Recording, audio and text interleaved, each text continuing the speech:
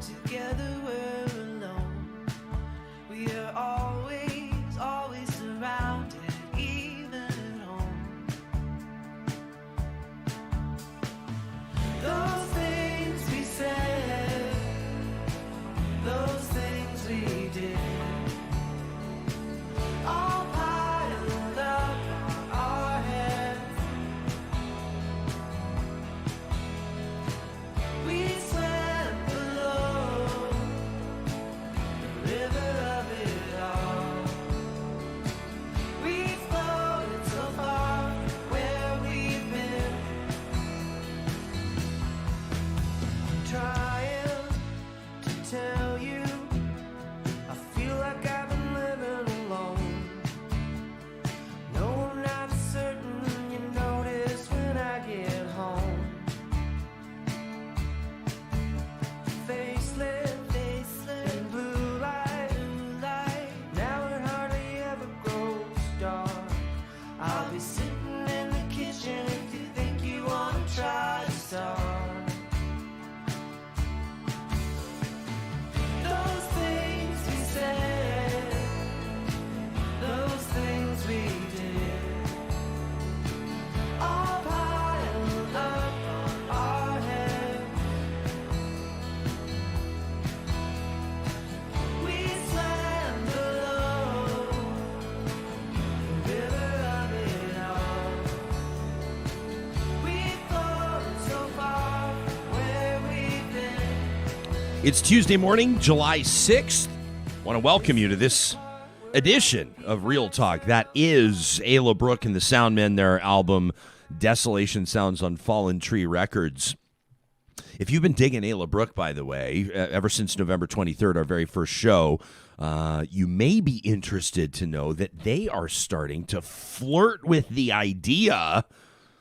I don't know if I'm blowing anything here. I don't think I can. I'll speak in huge generalities. They're starting to flirt with the idea of maybe putting some new music together, of maybe touring this record that they never got to tour when this pandemic sort of stood in the way of about a million things. Ayla Brooke and the Soundmen, you can find them online. Give them a follow on social media. What a bunch of beauties.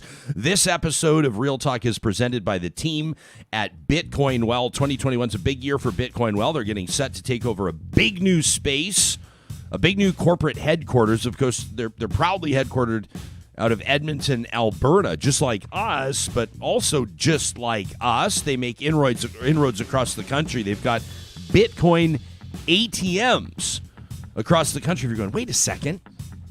A friend of mine was telling me about Bitcoin like some sort of like a savings account. Now you're saying there's an ATM. Am I using it for spending? Hang on, I don't even get it. Well, this is when you're going to want to check out Bitcoin Well online. Great advice, great direction from the team that's been in the crypto game for way before. I mean, from way before it was cool, way before people were talking about it. These are the OGs of crypto. You'll find them under the sponsors tab at ryanjesperson.com. Real Talk starts right now. Here's Ryan Jesperson. So depending on when you catch this show, if it's, Tuesday afternoon or Wednesday, or if it's September when you hear this show, this will not be breaking news, but of note this morning, on the advice of the Prime Minister, the Queen has approved Mary Simon as Canada's 30th Governor General. That announcement made just about a half hour ago. Before we're coming to you live, of course, 10:30 Eastern, 8:30 Mountain on Tuesday morning. The Prime Minister making the announcement 10 o'clock Eastern Tuesday morning. Who is Mary Simon? Mary Simon is an Inuk leader, a former Canadian diplomat, a current fellow with the Arctic Institute of North America. Early in her career, this is going to trigger some people. I just know it. I know it's going to trigger some people that early in her career, she was a producer and a host for CBC North. I know that some people's heads are going to explode there. Mary Simon entered public service as secretary of the board for the Northern Quebec Inuit Association. She's done a ton of work as Canada's first ambassador for circumpolar affairs, was the lead negotiator for the creation of the Arctic Council. She served as ambassador to Denmark, and she's done a lot of work when it comes to the Nunavut Implementation Commission, the Indigenous Permanent Participants of the Arctic Council, and many other involvements over the years. She was a joint member of the Committee on NAFTA. She was a chancellor of Trent University. I'm just reading her bio here. A whole bunch of stuff. An officer of the Order of Canada, has been for about 15 years. Yeesh. Recipient of the National Aboriginal Achievement Award. How about this? This is the one I might wear if I was a person like this. I mean, if Mary Simon, she was awarded a gold medal from the Royal Canadian Geographical Society. That feels like the medal if you go to like a read-in week or something. You go to elementary school to read to the kids. I would show up wearing probably the gold medal from the Royal Canadian Geographical Society. That might be the one. Right up until becoming Governor General. Yeah. Then it just gets bumped down just to the next tier. So she's got 5 honorary doctorate of law degrees. McGill. I mean, how's this representation? McGill, Queen's, Trent, University of Guelph, and the University of Alberta. She was an advisor to the European Space Agency when it comes to Arctic monitoring. This is making me feel really like an underachiever at this point. Yeah. Because it's all about me, apparently. I don't know why I was good. Oh, jeez. See, this is the worst thing we can do this morning, the three of us, is stack our achievements up against the woman that's just been named Governor General. So what did you do, Ryan? So what have you done? Well, I mean, we welcomed about 5 years and 11 months ago, welcomed an infant into our home, and we've managed to keep him alive. Yay! That's when we need the applause. I think that is, I'd like to stand up and take a bow for that. Where's the gold medal for that one? Where's the gold medal for parenting? Thank you, Thank you Sam. very much. Our live studio audience this morning is a little bit. We've asked you all to keep it down, but we don't blame you. So there you have it. So Canada's 30th Governor General has been named. The Montreal Canadiens win last night, which means that, some conspiracy theorists were coming out yesterday on the show. We suggested that some people believe, including Tampa's mayor, believe that perhaps the team should have thrown lose Game 4 intentionally. Of course, this is not how real life works. This is not how pro sports works. Anybody in pro sports will be rolling their eyes at this so hard they get a migraine headache.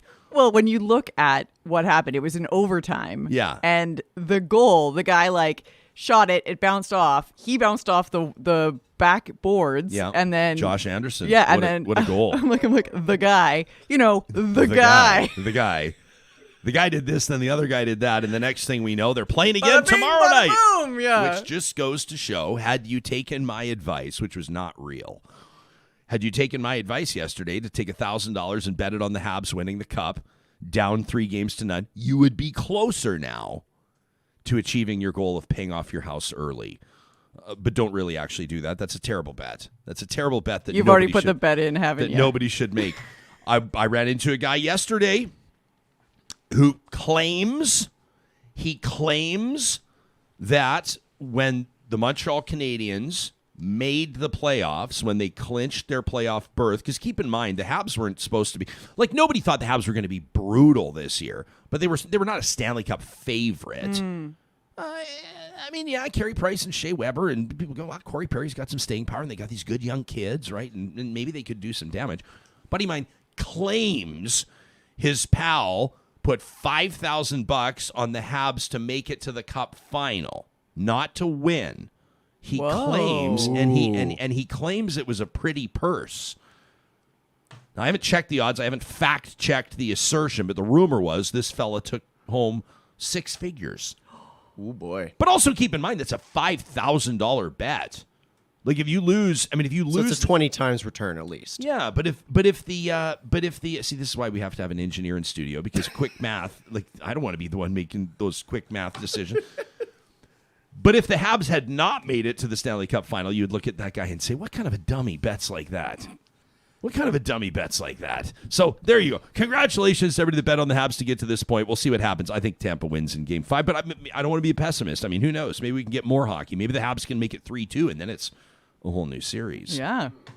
At some point, we'll convert Sarah Hoyles to become a hockey fan. Hey, you'll note that I watched it last night because I Yes. knew that I needed to be up on it. Oh. Yeah. Your commitment to this show knows no bounds. Well, also being from Edmonton, which is like, Oiler City, you Yeah. can't. Oil country, we call it. Oil country. Oiler City. Jeez. Goodness. Jeez. You are not in charge of the hashtags. Actually, you were keeping an eye on it.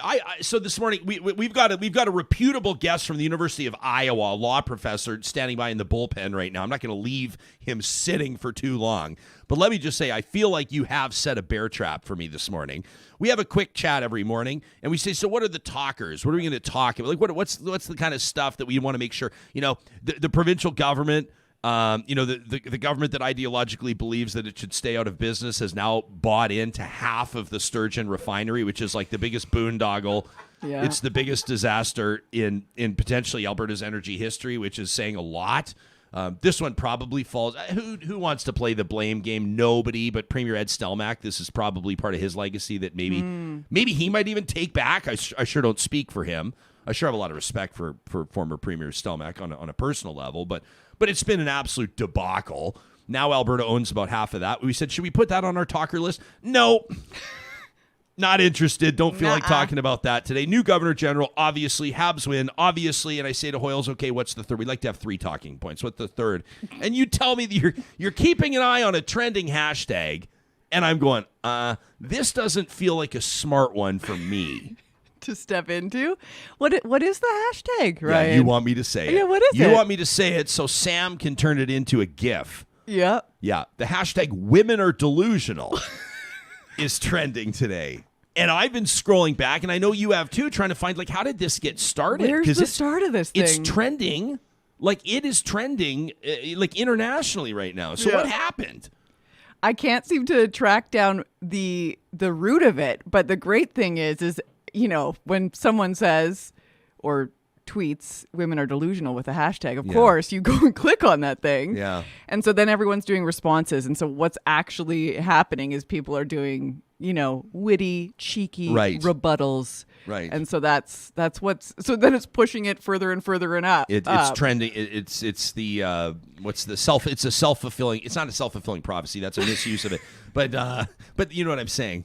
Women are delusional. Yeah. It became a parody of itself almost became instantly. A parody. Yeah. Okay, good. I feel like we got out of that one relatively unscathed. We can talk about But if you'd like to tweet us the reasons why you believe women are delusional, go ahead, and then we'll turn it into a saying. Is that what we'll do? Then because they call oil country Oil City. You know how it is here. Hey, hockey fans, everybody here in Oiler City know what I'm talking about? Crickets.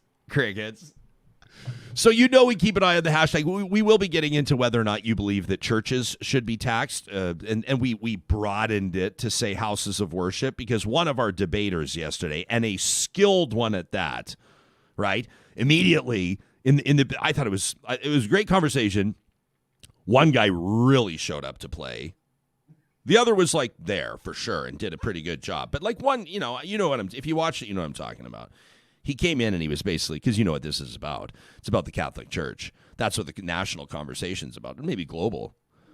Except for he also was like, and let's remember that Catholics and Muslims and Jews. And I was like, here he goes. He goes, which is a smart debating tactic. Very smart. Well, broaden it, right? Broaden the conversation, which is great. Right? Yeah. But it was an effective initial strategy in the casual debate that we hosted. So when we posted... I would say after respectful. The show. What's that? I would say respectful. Like, I appreciated that. Sometimes there was some jabs by saying, I appreciate the your perspective. Did you see the two of them? You see afterwards on Twitter talking about they're making plans to go for beers and they're going to have lunch. And I was like, don't let the rumor get out that Real Talk is actually bringing together people of different perspectives for civilized conversation, right? Don't let the world find out about this podcast because people aren't going to know what to do. The world's going to shift on its axis if people find out what's happening here on Real Talk.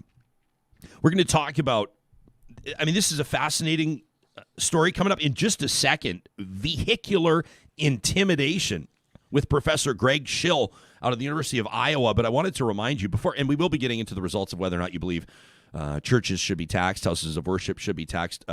Long story short, about 4,000 of you voted in our poll, and it's an absolute landslide blowout. 90% say yes. The number held true the entire day. But we'll get into some of your comments later. We'll keep an eye on the hashtag RealTalkRJ, which you know is powered by the team at Park Power. I'm always telling you to go to parkpower.ca because you have a chance to sign up, bring your business over there, internet, electricity, and natural gas. And with the promo code 2021-RealTalk, they'll give you $70 off your first bill. But I'm not really dove. I've never really dived. It's probably dived, but I feel like it should be dove. Like, what did you? If you're in scuba, what did you do yesterday? We dove. Okay. But it feels weird to say I've never dived in. I've never really taken you into the website at parkpower.ca and shown you why they're the greatest utilities provider that ever existed. It's true because it says it right on their website. They're perfect in every way. There are no possible downsides whatsoever. And then the small print is pretty fun and cheeky. But if you look at this, honestly, they do business so differently. These are the pros and cons of bringing your business to them. Isn't that great? Like one of the pros, buy utilities from a small business that supports the local economy. Con, you no longer get to buy utilities from big corporations.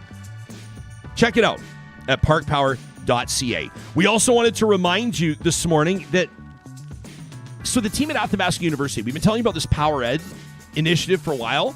This is super cool because we're starting to hear from real talkers that have signed up for the micro courses and then taken them. They've graduated, they've completed them, and they're getting in touch with us and saying, it was so great. One of them embracing allyship and inclusion. You remember through the month of June, you had that promotional code. You'd get a bit of a deal on it. Well, they've got a whole bunch of different things, including digital wellness, AI, machine learning, skill sets that the modern worker needs for the modern workforce. And you can find more about it. You can sign up, complete it on-demand learning from Athabasca University at PowerEd. Find them online at powered.ca. Well, you've seen these horrific stories in the news. Sam, why don't we just call up some of the headlines that we've seen? I mean, you see examples of people intimidated, in some cases injured, or even killed. Horrific circumstances where people acting out behind the wheel of vehicles, whether it's a terrorist mandate, whether it's a moment of blind fury, whatever it is, police and members of the public have been trying to sort through tragedies in places like Minnesota, obviously, Charlottesville.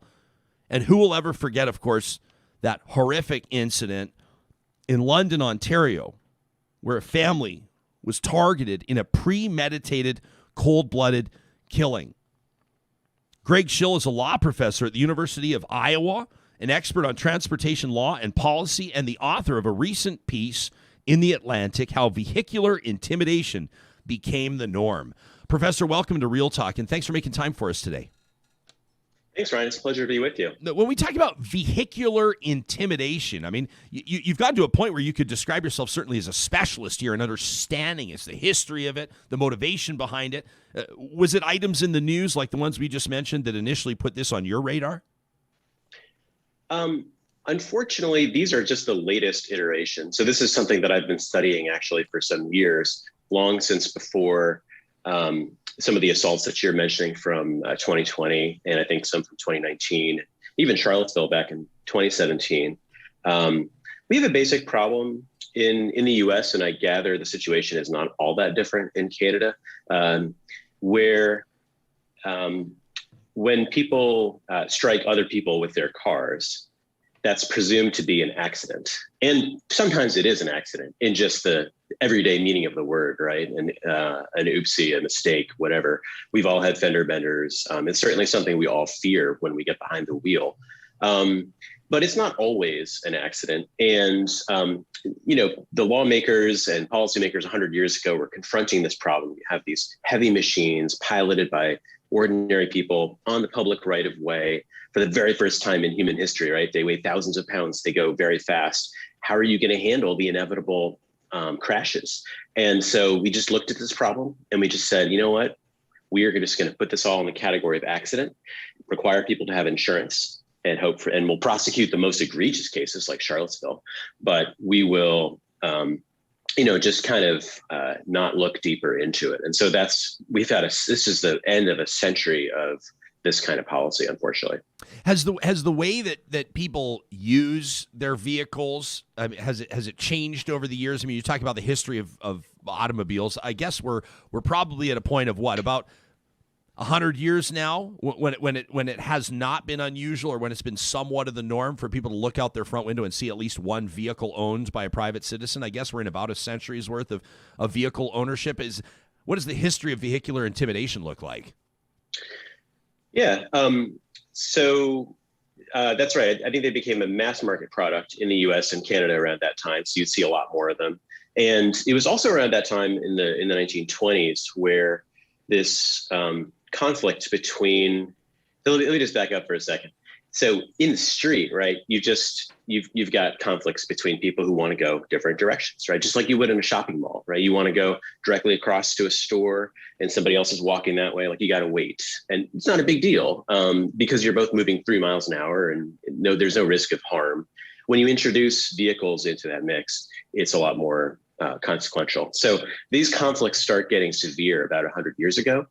And elite opinion makers in the US wanted to facilitate the introduction of more and more automobiles.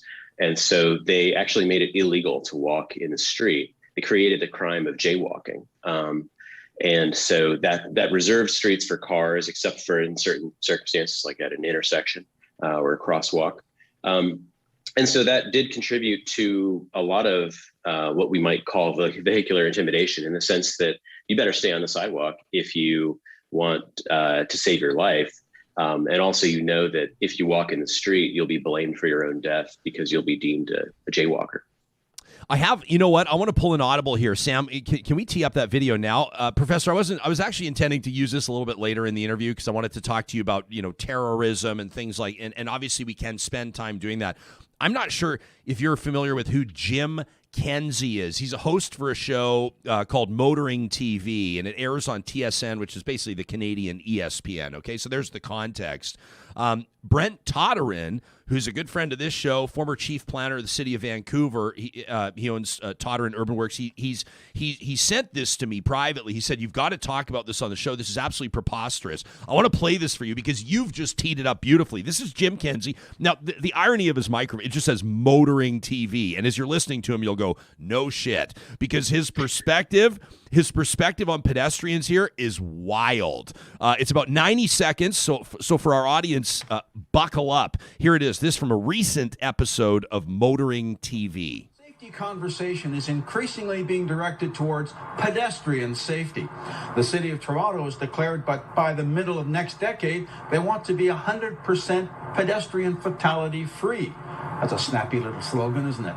The problem is, as usual, they're putting the emphasis in the wrong place. They're putting the onus on the driver of the car. Sure, it's the car that causes the problem by hitting the pedestrian. But aren't we putting that responsibility on the wrong party? It's the pedestrians who are going to suffer. Shouldn't they be paying more attention? Statistics show that the percentage of pedestrian fatalities who are drunk is about the same as the percentage of drivers who are drunk in fatal crashes. So the pedestrians are drunk too. Or they're walking along, texting on their phones, walking their dog, crossing the street, paying no attention to whatever's going on. Now, car makers are doing what they can by introducing pedestrian detection systems, which can actually spot a two-legged thing walking along. Whether they can spot a person in a black jacket in the middle of the night, I'm not sure, and I sure don't want to be the test case for that. But the fact is, the pedestrians have to be paying more attention. I don't know how you grew up, but when I grew up, my mother was always telling me, look both ways before you cross the street. Walk direction facing traffic, not with traffic. Wear brightly colored clothes. It was good advice then. It's good advice now. I'm Jim Kenzie. Okay, so there's Jim Kenzie from Motoring TV. The minute I saw it, I was honestly, I know that Brent Todderin, when he sent it to me, he was pissed off. I was giggling because I'm going, oh, this is going to set some people off. You want to dig into what he was, I mean, it's not exactly vehicular intimidation, but it's in the spirit of what you were talking about, Professor. Yeah, let's talk about where he's right. I think you got to start with the question, who bears responsibility for the risk, right? So say you're at an airport and because you feel like it, you decide to bust through the emergency exits and run out on the runway and you get run over by a plane that's taking off, right? Everybody's going to blame you. Nobody is going to have sympathy for you. You're an idiot. Of course it's your fault. The question is whether the public street, especially in a city like Toronto, one of the biggest, most dynamic cities in the world, is more like a street that's a public space or more like a strip of asphalt at an airport. And I think the answer to that question is going to dictate all of the rest of the analysis that you do. If you live in the suburbs and you want to get downtown as fast as possible, that's your goal, that's your highest priority, you can see why Brent's attitude would be appealing, right? Because it's the kind of thing that, if enacted, would remove the most people from the street and gets you there as quick as possible. But I don't think that's really a supportable or defensible position if you think about it, even for 30 seconds. So that's how I would look at that. We're two-legged things, and I'm arrogant enough to say that the law and policy should revolve around two-legged things. In his words. Yeah, it's an interesting point. I knew it would get people talking. Now, I do want to refocus our conversation. The reason we asked you to join us is because of your piece in The Atlantic. And when we talk about vehicular intimidation, I mean, one of our audience members, Dwayne, who's watching us live today on YouTube, he puts the question very succinctly. He goes, okay, so how do you distinguish between vehicular intimidation, as we're calling it, careless driving, and road rage?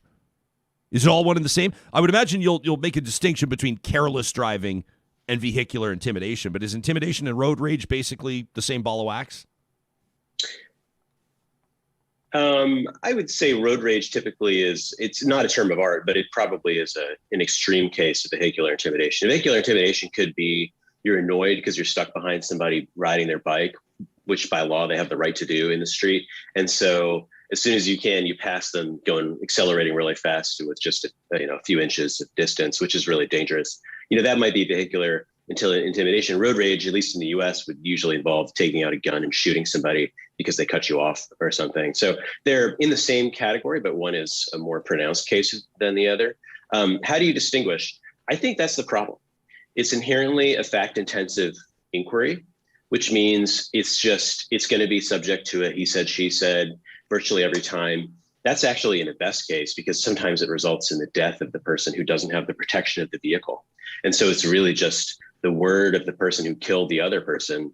If there's no cameras or witnesses, that may be it. So what I would say is let's back up and just try to prevent this in the first place so that we don't have these very difficult to resolve disputes. When you reference firearms, and their prevalence in incidents of road rage, maybe most especially, but not limited to the United States, do you see parallels between vehicles and firearms? I see a lot of parallels between vehicles and firearms. Both of them are a lot more benign when you have more space.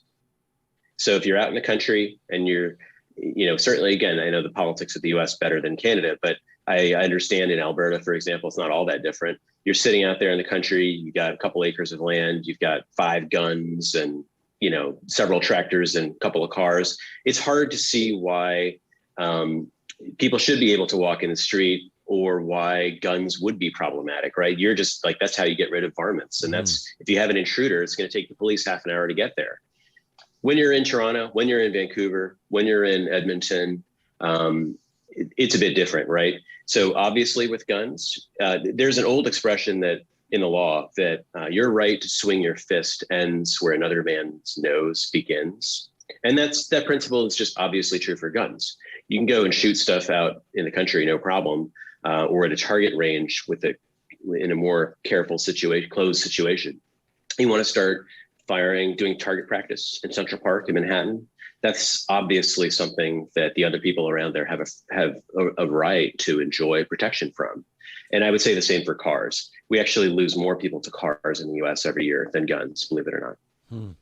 So do you believe, when it comes to this intimidation and how it's, I think the Charlottesville incident, when you reference that, I feel like everybody, as I say it, I have this visceral recollection right? I mean, that video, that Dodge Charger, I think it is, that just goes roaring through a crowd, and you see the dust and the mayhem, and you kind of just like, it's like one of the worst things you'll ever see. An intentional act of first-degree murder.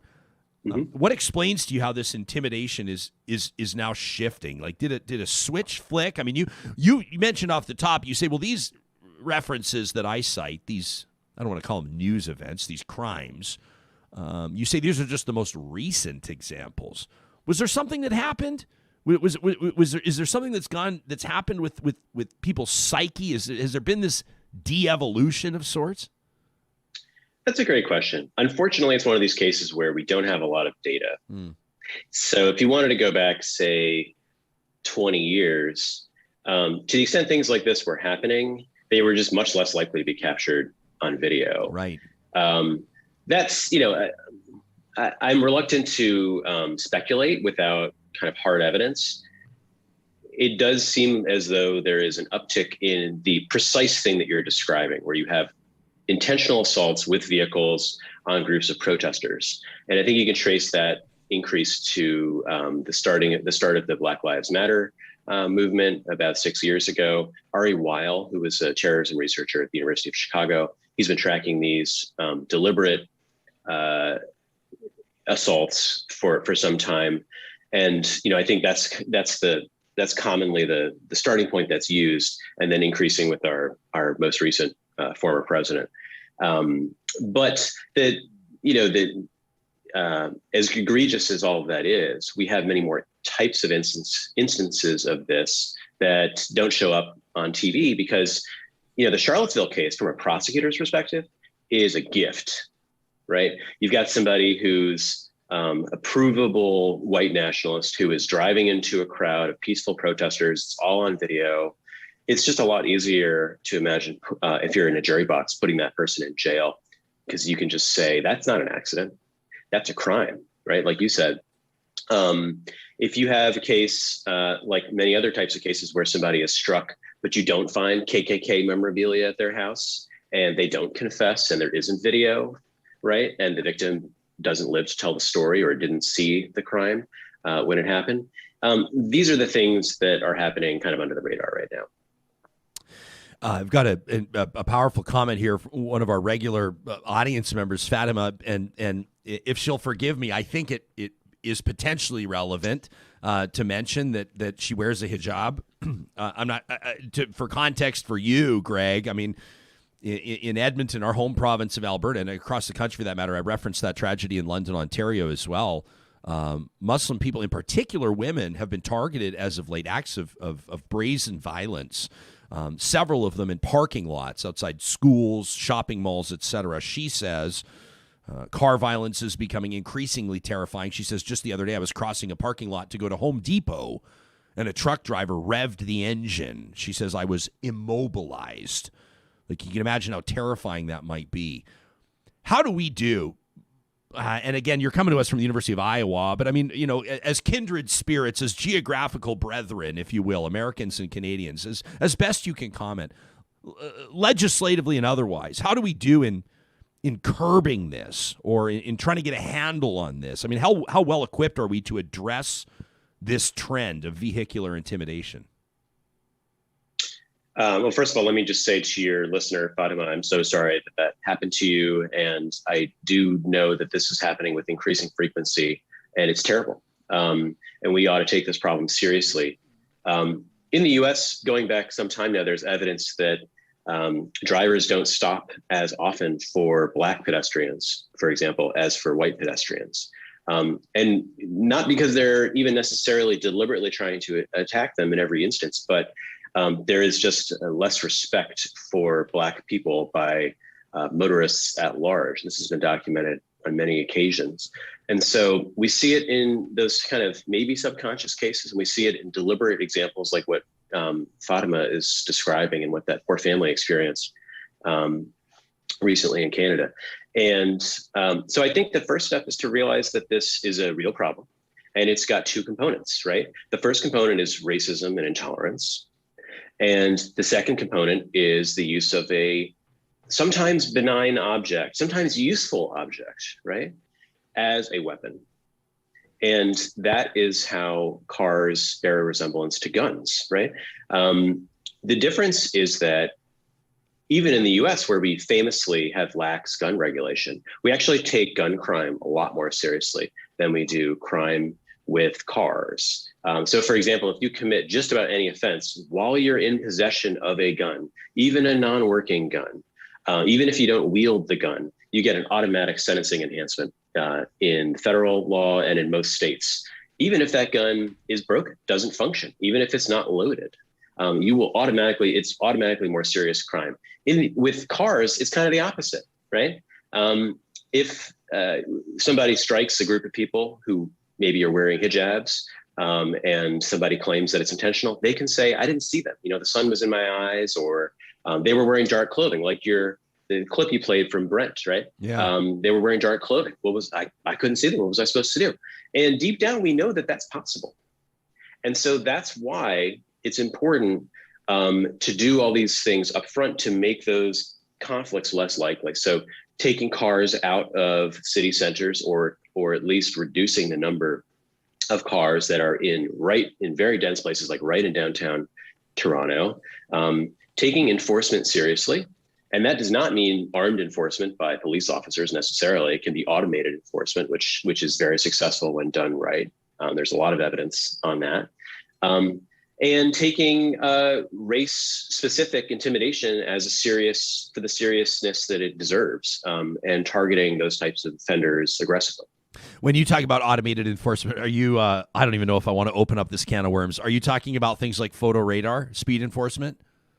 Yeah, speed cameras and red light cameras. Look, nobody likes them, but let's be honest. You and I, Ryan, are less likely, and again, I'll speak for the US, but people who look like you in the US, people who look like me in the US, are a lot less likely to be pulled over for speeding by a cop than are people who look different than us. Yeah. And so what these enforcement mechanisms do is, number one, they eliminate that bias. And number two, they eliminate the armed conflicts element, where you have an armed officer of the state physically apprehending somebody and detaining them, introducing all the problems that introduces. I have had I've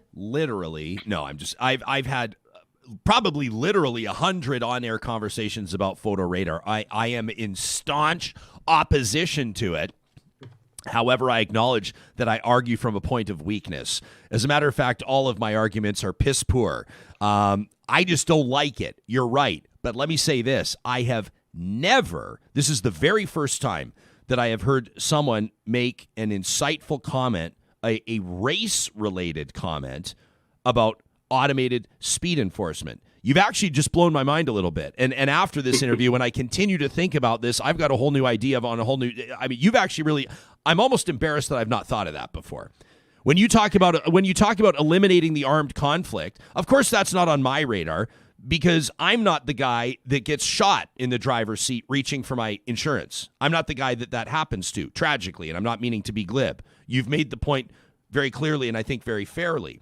My argument has always been around the fact that automated enforcement, like you said, eliminates the enforcement officer at the point of ticketing. And I've always thought that that's a lost opportunity, whether it's an impaired driver, whether it's a stolen vehicle, whether there's an Amber Alert. I mean, obviously I'm being somewhat, preposterous here in some of the scenarios, but you never know, right? You never know. I mean, if we think about how many arrests have happened, coming from traffic stops, I would imagine it's not negligible.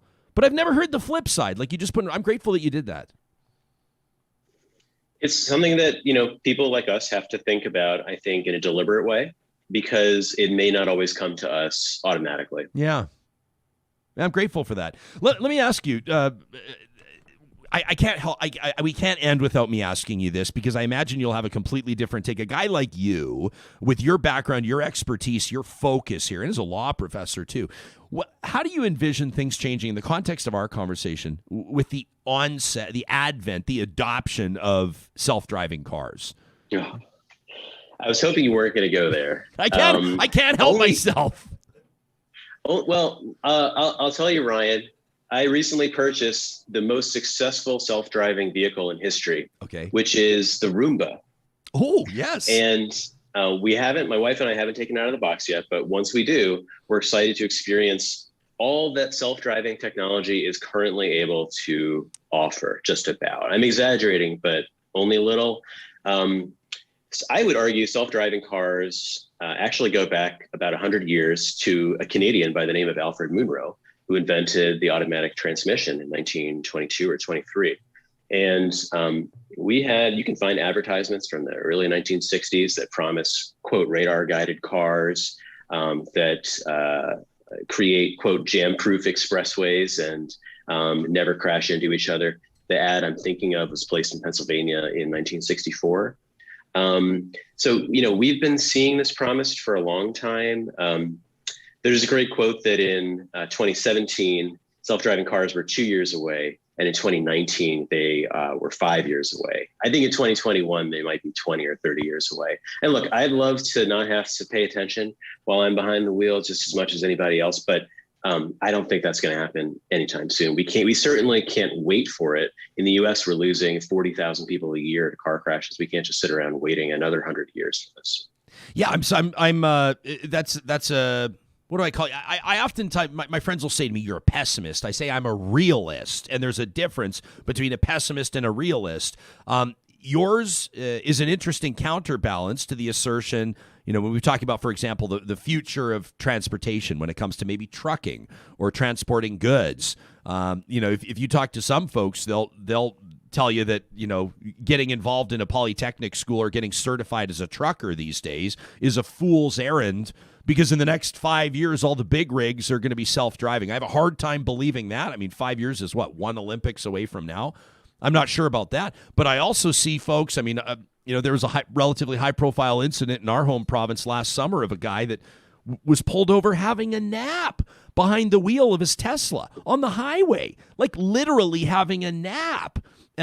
Irresponsible, sure. Appealing, undoubtedly. Yeah, I see the appeal. I think, the Tesla frame is a good one. They were on the front page of the New York Times either today or yesterday for their, quote, autopilot deaths. They've been marketing their driver assist features as self-driving. They even call it full self-driving. And so now they're being sued by lots of families. The SEC has looked into the representation of full self-driving as to whether that's, I understand anyway, that they have interest in that. And then various other regulators as well. So, I think people are using that technology in a way that is not safe right now. And Tesla is encouraging that. To be fair, though, they are at the unsafe end. There are a lot of AV developers that are a lot more responsible than Tesla. And they are looking at things like trucking because it tends to be mostly on these interstates where there's more lanes and it's grade separated. You don't have as much cross traffic. You have no cross traffic versus the city street. So we may see some of that. I got to say, in Iowa, we have the world's largest truck stop, and that place is not getting any less busy. Yeah. I stop there every time I drive to Chicago, and it's, you see posters up, they're paying six figures for truck drivers. It's a hard profession to recruit, and it's understandable they'd want to try to automate it, but we'll see. We'll see.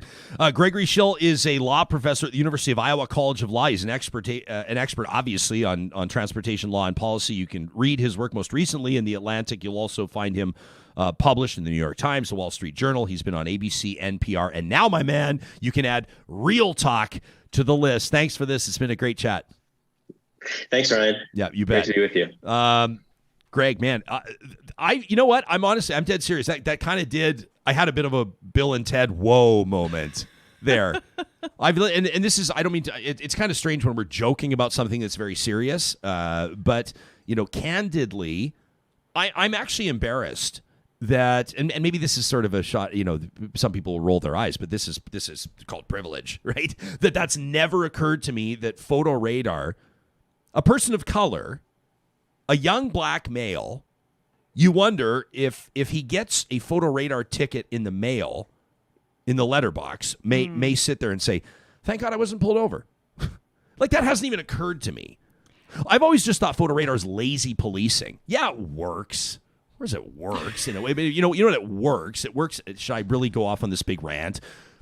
It works to get people slamming on their brakes for 80 meters. And then as soon as people get out of the photo radar zone, what do? And then they're gone again. So that's what it works in. Mm-hmm. And there are these Vision Zero campaigns, and like mayors and city councilors will say it works, and here's the data. And I don't know. It just feels to me, it feels to me like I'd rather see more police officers on the street conducting traffic stops. But again, why? Because I'm not the guy. Let me tell you a story in 2 sentences. I used to drive a car that it didn't really fit me. This is going to be a big long run on sentence. This is semicolons, hyphens, commas. I was counting. So Am I still on sentence number 1? I'm still on sentence. I think we're in sentence 0. I used to drive a vehicle that was uncharacteristic of me. The vehicle found me in life, as sometimes these things do. Highly customized, very sexy to look at. The type of vehicle that could be stereotyped with regards to the type of driver that may be behind the wheel. I'm being as careful as possible in stating this. Slammed to the ground, big, beautiful wheels, carbon fiber accents through the body. If you're a car person, you're envisioning what I'm talking about. It's the type of vehicle you'd call a sleeper. It had this purr as it would fire up. It had plenty of jam, passing power on the highways. But the kind of vehicle that may be owned and driven by a younger person, probably not a middle-aged, middle-class guy like me. I remember once I was pulled over rather aggressively. Like pulled over rather like sort of a like one of these sort of out of the movies pull over, and I was going like, ooh, kind of like, literally cop comes to the window, roll the window down, he goes, you're good. Left. I was like, what? And like, who knows? Maybe they were looking for that specific, maybe my vehicle fit a description. I recognize that was like 11 sentences, not 2, but maybe my vehicle fit the description of a vehicle they were looking for, but I didn't get that sense. I really appreciate you being willing to, reflect. And when you talk about privilege, some people can get their nose out of joint being like, white privilege, I've struggled in my life. And it's like, sure. Yes. As a white person, as a settler, sure. Yes, there are struggles. But the fact that you are able to pause and look at that and see that, it's because I haven't had to have that on my mind as well as all the other things. So, and so people are going to process things. I mean, this is the most obvious thing I'm going to say all day, but people will process things from the micro conversations to the macro conversations based on their personal experience. Absolutely. Right? And that's always what I'm so disappointed with people. It's like, so you only care if it happens to you? Really? Yeah. And that tends to be because, we're very, self-centric. So I really appreciated watching you reflect on that. And I had never thought of that. I mean, I'm kind of like, it's annoying when I get that photo radar ticket in the mail. Like, it just ticks me off. And I'd never considered what it would be like to be a person of color and to avoid that interaction. And I think that he, there's not, oftentimes we sit there and go, look at America. Like, thank goodness we're not like America, right? But that's not always the case. We have our own issues. But interesting to get that American perspective, right? I mean, a lot of what he has to say but again, also Iowa, so not Manhattan. Right. So he's got, really interesting perspective there. I really appreciated that. And I thought that was a great, like Sharon, an audience member here. Sharon's shared with us before her Métis heritage. She says it's different if my sons get pulled over. Right. So keep the comments coming. We really appreciate everything that you have to say here. Geez, my whole I'm a little ticked off at you, Sarah, as a matter of fact, because I did not expect this interview to now further complicate my thoughts on photo radar. Damn it. I also love that it got some people revved up about Roombas. So people are like, they're awful. Roombas are off? How can they be awful? These are what? What's the problem with Roombas? I've never had one, so I don't know. I'll tell you why I do not have one. These are, for anybody that doesn't know, they have a little docking station. They're typically like the size of a dinner plate or a bit bigger, and they make their way around on a schedule and vacuum your room, right? And they bounce around seemingly at random, but I think that they actually... You can do anyways, patterns, not and important. all kinds of things. If they want us to talk more about it, they can buy some fucking advertising. But seriously, I've never gotten past the stage with regards to things like Roombas because of our dogs and what I think that they would do to the Roomba when it started moving. I don't think the Roomba would survive. I have. It's a different. I mean, we're using Roomba like as a Google Kleenex or Google Kleenex yeah. or Q-tip or jet ski. Yeah, Yeah, so exactly. like all things. Or Google. Yeah. So had one first dog, Emma Lou. She didn't give a damn about the Roomba. Did not care. Emma was chill. She was super chill. Sure, she'd move if it kind of got close to her, but Ranger, like, is out for blood. Yes. So it's now been retired. It's gone over to my mom's house now. Is it fair for me, or does this annoy you? Uh-oh. When we're talking about Ranger, to point out that he's got some pity in him. Is that like pit? I'm not talking pity like he feels sorry for people. He also does. He's a very empathetic. He's a mixed breed, or is he a pit bull? But he's got that. Is that? And I can see you right now are like, you son of a. But hey, is it worth mentioning? Like, to me, it changes the game if someone says, "Oh, I don't want to buy a Roomba because my dog will attack it." What do you have? A dachshund, or what do you have? A pit bull. Dachshunds can be vicious. Dachshunds. The reason I intentionally named them is because they bite on average more frequently than any other breed. The wiener dogs. But when a pit bull bites, it's a different story. I don't hate on pit bulls, but the reality is it's a little bit of a different game, isn't it? Well, there are. Do you really want to get into this? Well, it's a simple question. Is it stigmatizing for me to point out that Yes. that if a pit bull attacks a Roomba, it's a different reality than if a Chihuahua does? See, I thought what you were referencing is that it's because he's a pit bull that he's making. Nope. And Emma was not. She was Rottweiler, Blue Heeler-ish. I am nurture, not nature on dogs. Okay. I am nurture, not nature. So yes, Ranger, all things moving. So shoveling the walk is entertaining but challenging. You need to teach him to shovel. You're like, buddy, you have 2,000 pounds per square inch with that jaw. You need to just clamp down on the shovel and run back and forth. I mean, if you can teach your pit bull to shovel the walk, I don't know what. Then you've taught your pit bull to shovel the walk. Congratulations. The team at Eden Landscaping, I mean, rain or shine, they're at it right now. Landscapeedmonton.ca is where you can go. It's kind of the source to see what they've been doing for the last 20 years as they bring outdoor spaces to life. I mean, we mention all of the different things that they do because I think sometimes when you're looking out into your own space, it may not occur to you that Eden Landscaping could be solving the problems that exist right now.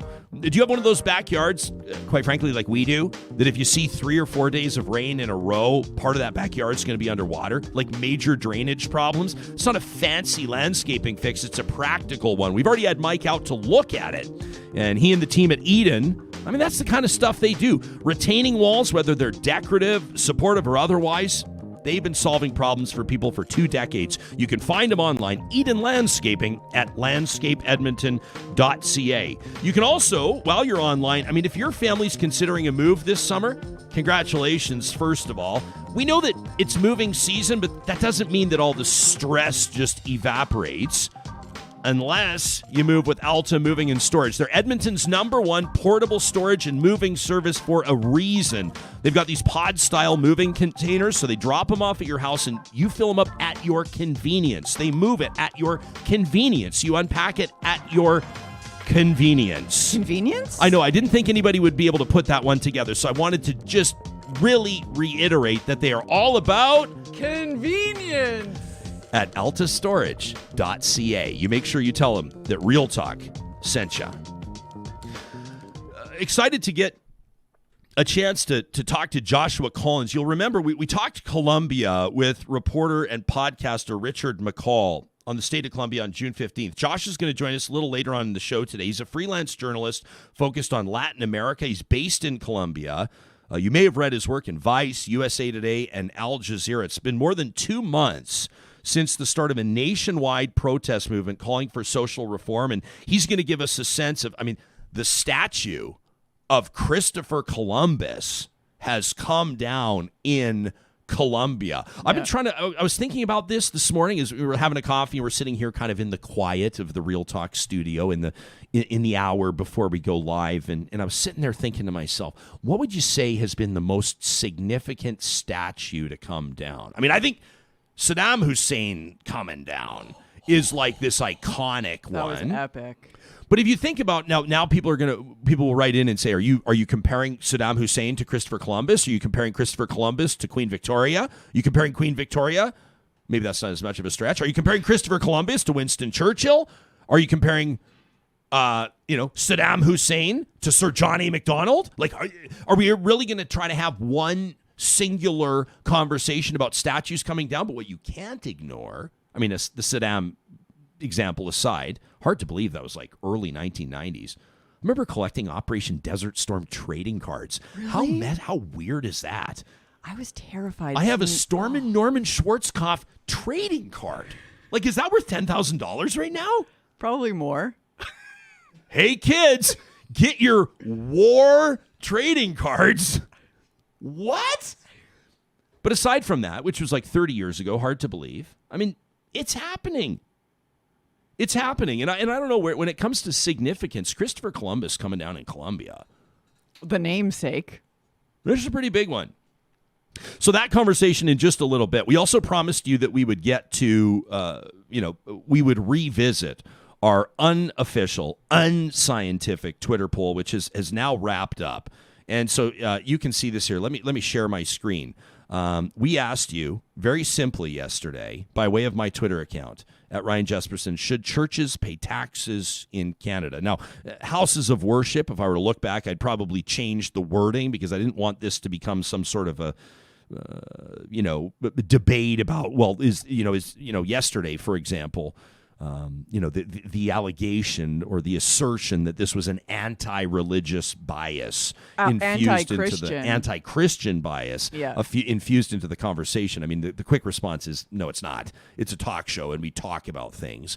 But I probably should have done a better job of clarifying that we're not focusing this just on the Catholic Church or just on people of the Christian faith, but should houses of worship, should religious communities fall under the same sort of tax requirements as nonprofits, or should they pay full-blown income tax? And we got some really interesting comments. As a matter of fact, several hundred of them over the course of our different tweets. But here's where the numbers are at. Our final results, 4,078 of you cast a vote, which we appreciate. And the number, as boring as this is to point out, did not change one bit. From 1 minute into that poll, approximately 90%. I think the lowest, I was dropping in through the day just to keep a look. The lowest it dropped was 88% yes. The highest it was about where it wrapped up, which is just under 91%. So it was in that sweet spot. And then look at that, a direct tie. 4.7% said no way. In other words, they should maintain a tax-free status. And 4.7% also said, well, it depends. And they explained below. Now, we don't have time to read. And some of them, some of these comments I would like to say are worth a read because I commend the people that stuck around for pretty respect. It's a little snarky, but that's fine. It's social media. There's nothing wrong with a little snark. But for the most part, respectful dialogue.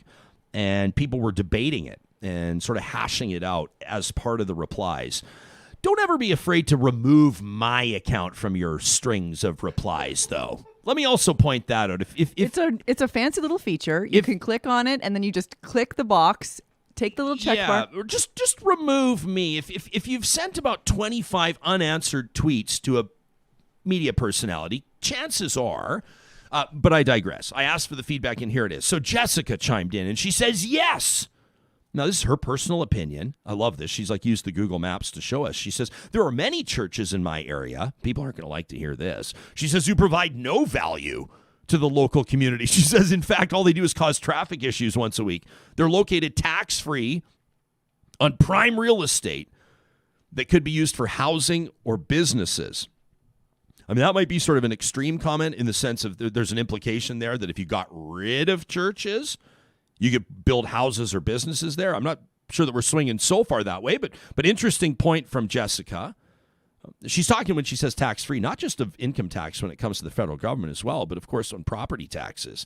And that's what you pointed out I mean, there have been some conversations in some Canadian jurisdictions, including up north, where they're saying it's time to change how property taxes are working with houses of worship. Yeah, in Iqaluit, they were talking about it. And I mean, to me, I think that's part of the conversation. But the mayor there was the one that was saying we need to how do I want to say it? Put in place taxes for churches, and that's within his jurisdiction. So he has kind of like not control because he's got to work with the council. But I always think it's interesting when you have elected officials that start to float ideas like this, because these can be extremely unpopular ideas.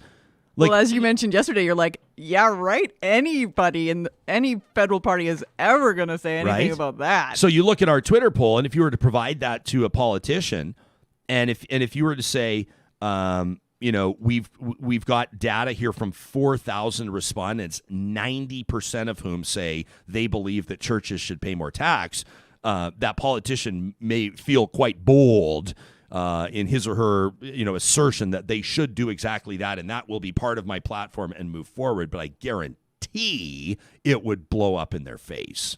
I just feel like it's one of those things. I mean, the argument yesterday, which was an interesting one, was like, it's not that much. We're talking about less than $5 billion across the country. I'm going, $5 billion is a lot of money.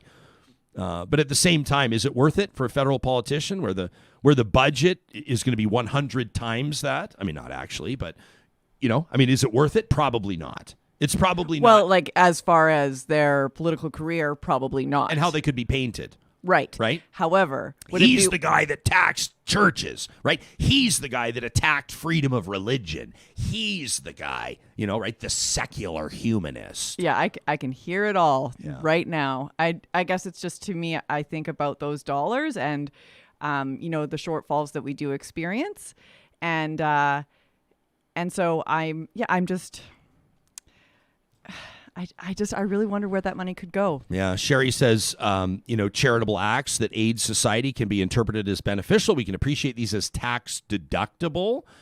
Alternatively, there were several people. That was kind of a recurring comment. People are saying churches should pay income tax and then deduct from their income tax acts of charity like any other business or any other organization.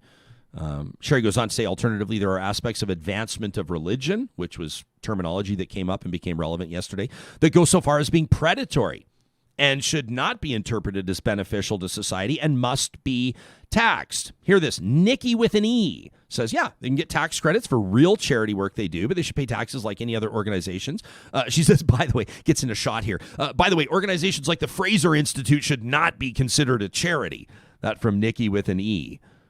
Bakesy says, I've been saying it for years. It's like we're hanging out in like a hockey locker room. It's like Nikki and Bakesy and like all these. Bakesy says, I've been saying it for years. I've only been met with churchgoers telling me the church does a lot for the community. Well, so do a lot of other people and a lot of other organizations that pay taxes for their small or large buildings and properties. Owen chimed in to say, as an LGBTQ plus person, says Owen, my thought is if churches and religious groups can fund hate groups with intentions to strip me of my human rights, it would be nice if those groups could be taxed so that the hate they are advancing could be stopped.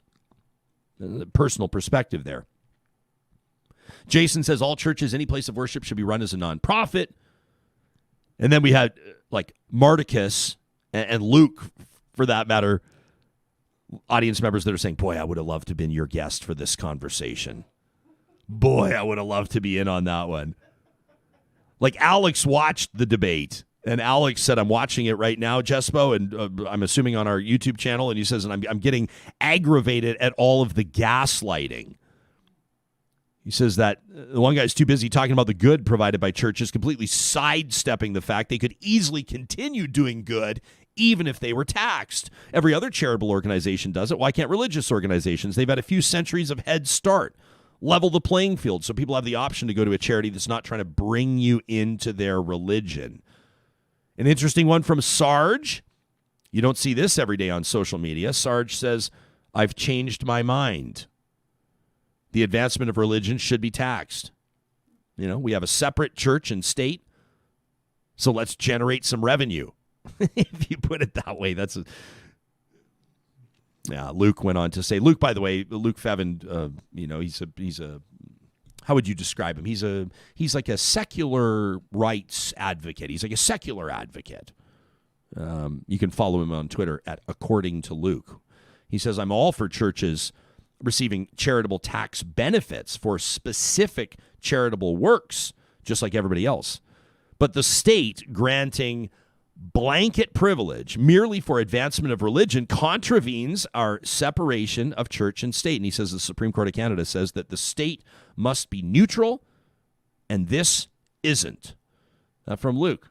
An interesting one. I would imagine that we'll probably, the way that this works typically, if we have like we'll put out one of these impromptu Twitter polls that really catch on and get people talking. You know how the trend goes is we'll get hit up on our hashtag, and then no doubt 24, 36, 48 hours later, the emails will start to come in because I know that you walk with it, just like I do. I'm going to be walking with the photo radar thing today for a while. Whatever's on your mind, we welcome your emails to talk@ryanjesperson.com. It's a great way to have your say, to have input onto the editorial direction of the show. We read a lot into those emails, into how you're feeling, how you're sorting through things. I mean, a lot of times the best emails are ones that say, why aren't you guys talking about this?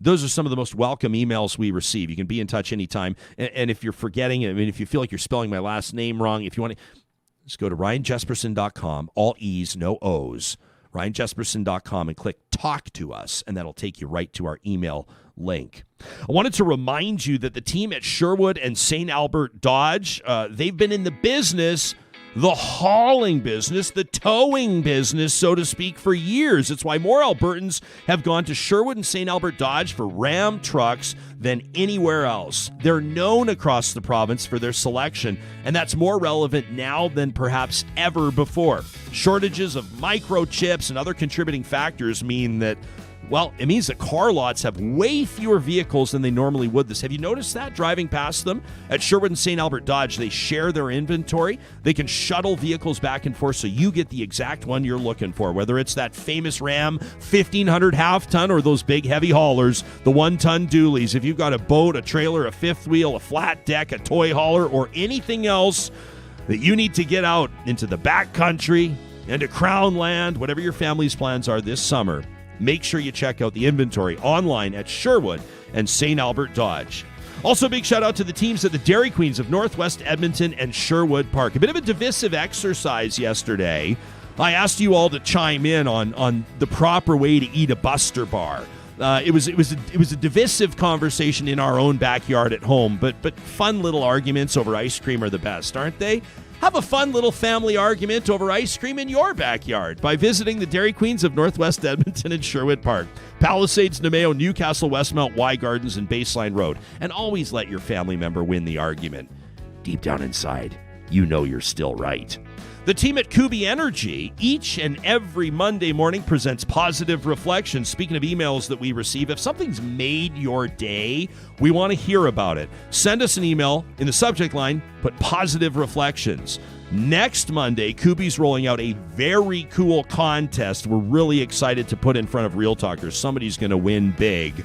Kubi's got teams of solar installers working across Western Canada right now, proudly based out of Edmonton and Kamloops. They're Tesla certified. If you can imagine it, they can make it happen. The team at Kubi does a great job of pointing out some of the subsidies, some of the bursaries, some of the refunds and rebates you can collect to make your sustainable energy goals more attainable than ever before. Check out kubienergy.ca.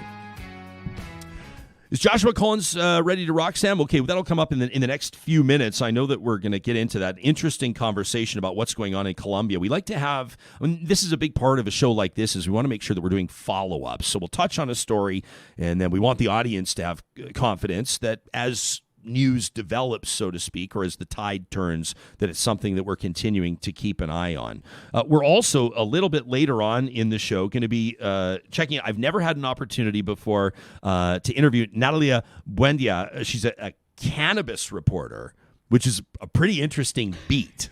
A cannabis reporter. And psychedelics. Cannabis and psychedelics for mugglehead.com, which is an online publication focusing on the cannabis and psychedelic industries.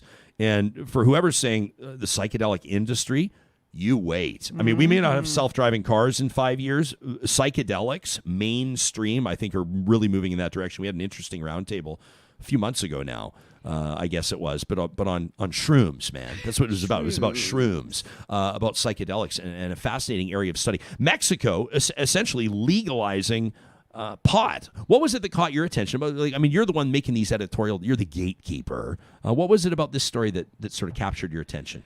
Well, I wasn't aware that I didn't know about what the status was of marijuana, of cannabis in Mexico. And so seeing it pop up and seeing it being covered that, legislation, they're looking at the Supreme Court. It had been about 3 years delayed. And then, yes, it looks like they're moving forward.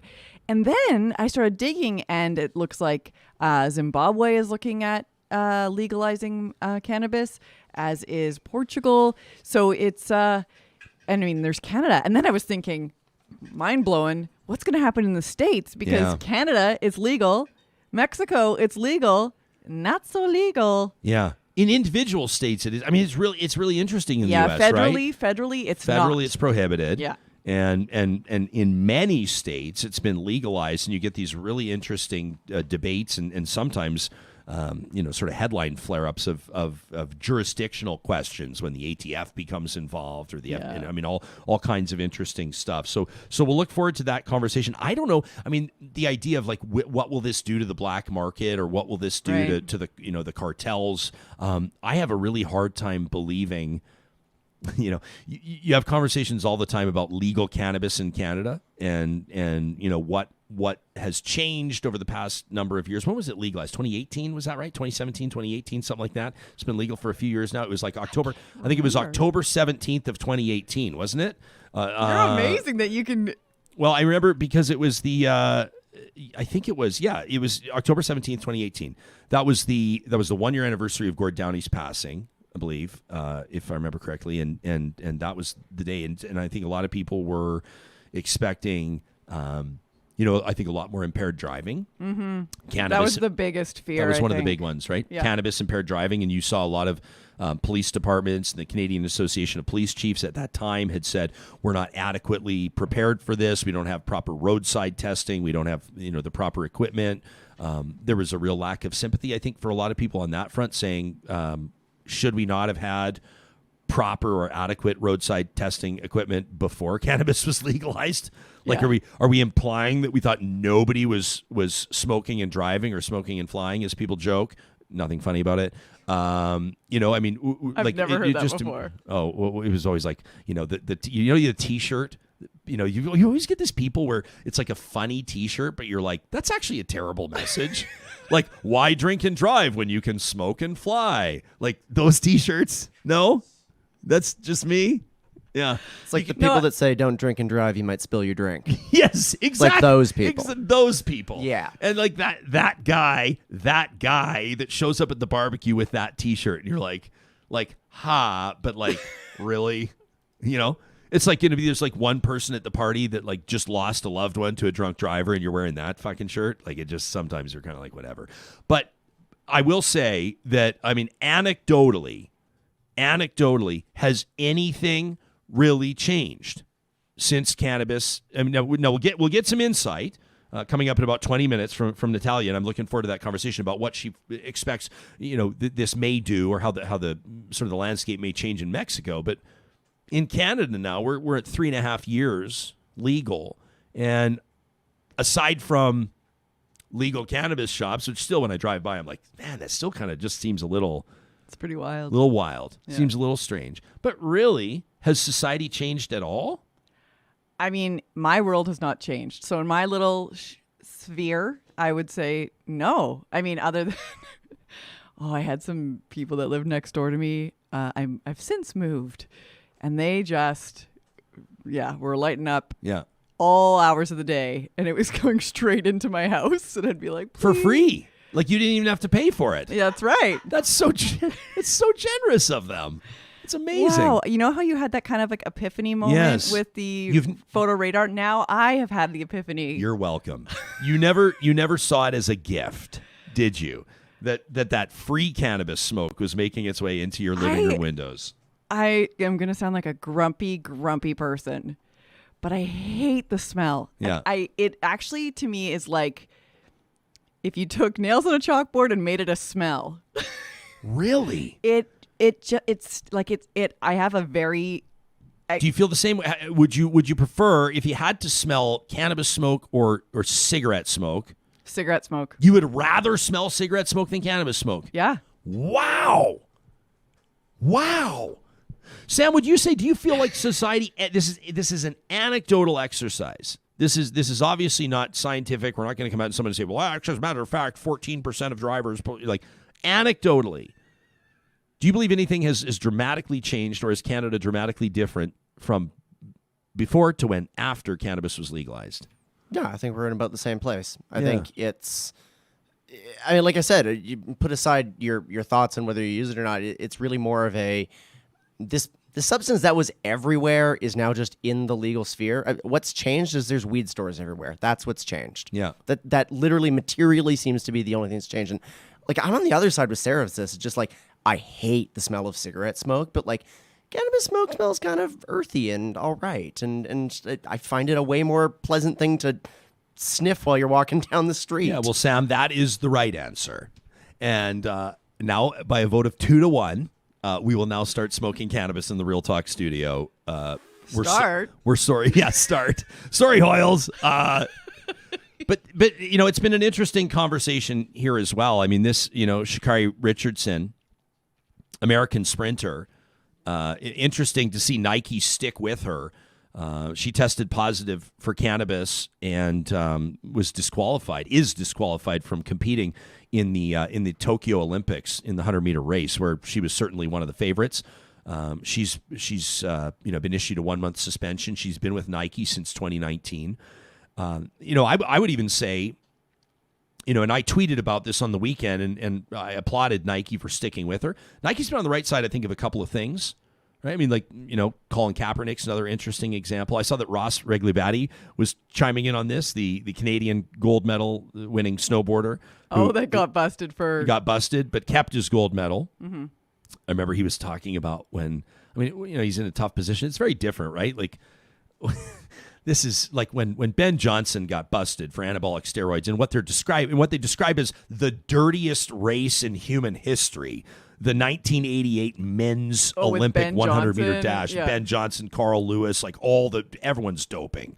Ben Johnson, who's got the best drugs is what it is. Yeah. And who's the good? It's fast. I mean, we don't even have time to get down to that word, but that's fast. I remember watching the race, 11 years old. I remember where I was. Yeah. I was in the Jansen family's kitchen with my buddy Jeff and his mom Dina and their cat Mitzi. You don't believe me? I'll give you every detail. Did you call her Dina? Mrs. Jansen mostly, but they would always say, call us Dina and Rudy, and I'd always felt kind of strange too. I know, I felt wrong. Yeah, because my parents were like Mr. and Mrs. always. I've thought of the Jansens. So I hope that they hear this. I've thought of the Jansens twice, as a matter of fact, in this episode alone, and I haven't lived on the same street as them for 35 years. Rudy Jansen, this is a super niche mention, but for our listeners in southern Alberta, was the guy, the legend, that built the Road King truck stop. And I remember going to opening day, the day they cut the ribbon at the Road King, and it still stands there in Calgary along the Deerfoot Trail as this massive, there's something about a big, huge truck stop. It's super cool. As a kid, you go in there, it's just all these big rigs, and it's like, wow, feels like another planet. But I remember being in their kitchen as we found out that Ben Johnson was being stripped of his gold medal, and it was like, as an 11-year-old, you're like, what? And like Canada, like a Canadian athlete was doping? What?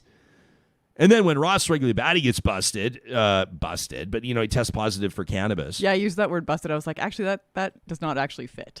But keep in mind, it was not legal at the time, and no. this was but long. He's a snowboarder. This is a long time, and hey, stigma, Sarah,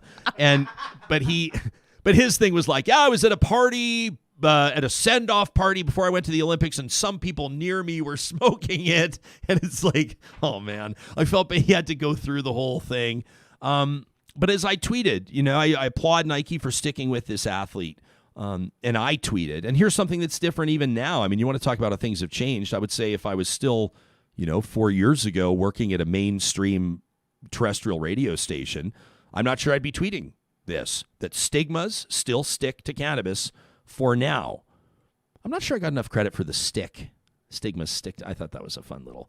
I said Where are those applause? This is what Where I the do. canned applause This is what again? let's see. Did the studio audience find that to be funny? I mean, I sort of thought it was funny. What do you guys think? No.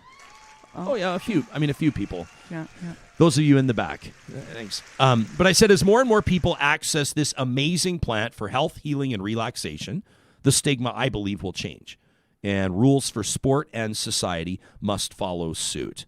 Yeah, I need to catch up because really we all know, well, maybe we don't all know, but cannabis is not performance enhancing. I mean, it depends on what you're talking about. If you're sprinting. writing a screenplay, maybe. If you're writing an 8-minute song, maybe. But definitely not probably sprinting in the 100-meter dash. So we talked about this and got into an interesting conversation with a couple of guys over the weekend. And I said, like, cannabis, the only way that I can imagine it might be categorized or classified as performance enhancing for a sprinter might mean that it would potentially assist them in managing anxiety. And it's not for everybody, by the way. I mean, cannabis can bring on mental health challenges for some people, and that's worth mentioning and important to mention. But for somebody that was experiencing perhaps muscle tension, lower back pain, anxiety, cannabis could help. And so you could categorize it potentially, if you had to, as a performance-enhancing drug. And a great counterpoint to that, it's not mine, and I'd credit the guy if I could remember his name, a guy I was chatting with over the weekend, a new friend, said, well, if that's performance-enhancing, then so would be sports psychologists, massage therapists, right? I mean, if it's that sort of same, right? Chiropractors. So always open to your thoughts to talk at ryanjesperson.com. We'll talk Colombia in just a moment. Let me remind you, the studio that we come to you from each and every morning is powered by the team at Westworld Computers, from the MacBook Pros to the iPads, the iPhones, the iMacs. Sam, am I missing anything? We got basically, it feels like everything that they offer here. It's because we checked in with Daryl when we were launching the show and said, here's what we're looking to do. What sort of horsepower do we need? And he said, well, we've been doing it for 40 years as a family-owned business, so here's what we'd suggest. And we literally just went down the list. They've been doing that for businesses, for people's home offices, too. I mean, heck, you're looking for a tablet for the little guy? Westworld Computers is a great destination because they got the sales side and the service side as well. It's personal service. That's why they've been around for 4 decades. They'll ship anywhere in Canada. You can find them online at westworld.ca. Also want to remind you that the team at Freelance Brothers has been featuring BC cherries right now because they're in season, and undoubtedly they're the best in Canada. Everybody knows that. Freelance Brothers knows that. Proudly Albertan, but sometimes you got to look west for things like fresh cherries. You'll find them at Freelance Brothers locations, 16 of them across the province of Alberta. And don't forget the Jespo recommendation, the sourdough cinnamon buns. I saw that Freelance Brothers, one of our audience members, sent us a photo the other day. There were poppy seeds on the cinnamon buns. What? Poppy seeds on the cinnamon. It's sort of a little spin-off there, if that's your thing. It's always baked fresh at Freelance Brothers. Has been that way for more than 65 years. Alberta grown and Alberta owned. All right, let's take a look south. We spoke to, as mentioned, podcaster and journalist Richard McCall about a month ago, 3 weeks ago, on June 15th. If you want the context there, an interesting one. Richard talked to us and gave some insight onto this nationwide protest, this movement calling for social reform. We wanted to follow up on that here, and in just a second, we're going to get to Joshua Collins, a journalist, a freelancer, focused on Latin America and based out of Colombia. That's coming up in just a quick second. But in the meantime, I'm just going to say the funny thing is that we just hit a wall technically. So I was heading hot right into an interview, and it looks as though we've lost our connection. So there we go. Thumbs up. We're good to go now. Okay. Joshua Collins, a freelance journalist focused on, this is the real stuff that happens when you do a live show. Real talk. Right? Focused on Latin America, based out of Colombia. You've probably, if you've been reading about Colombia in Vice, USA Today, Al Jazeera, you've read it, as well as at MurosInvisibles.com. Joshua, welcome to Real Talk, and thanks for making time for us this morning. Yeah, it's a pleasure. Thanks for having me on. Yeah, absolutely. This, it's, I think for us, whether we're watching the United States or Canada, we can be guilty of being unaware, really, of some of the things that are happening, big developments, big movements, other places on the planet, and that would certainly include Colombia. The last couple of months for yourself as a journalist, how would you characterize it? Incredibly busy. It was, especially in the beginning, it was very unexpected for the protests to spiral into as large as a movement as they did. And then so I spent about a month on the protests in the street almost daily in Bogota here in the capital, as well as Cali, which has been sort of the epicenter of violence in the protests in Colombia. So since the protests began on March 28th, there have been 77 deaths. 74 of those have been protesters, and the vast majority of those, 45, at the hands of police. Especially during the first few weeks, the protests were extremely deadly from the perspective of state violence, particularly in Cali. So yeah, that kept me extremely, extremely busy. But it's interesting. Things have calmed down now, but the organizers of the strikes have plans for another nationwide movement to start on the 20th of this month. So it's hard to predict. Colombia is anything if predictable. It's almost everything else besides that. But we'll see if momentum picks up again. I suspect I know the answer to this question, but I'd love your insights on it, on the impact of the violence in particular. I mean, you talk about fatalities, nearly 80 fatalities, 74 demonstrators dead. What sort of an impact has that had on the resolve of those that continue to demonstrate? Well, that was interesting. So I'm sure you guys are aware of some of the basics of the story.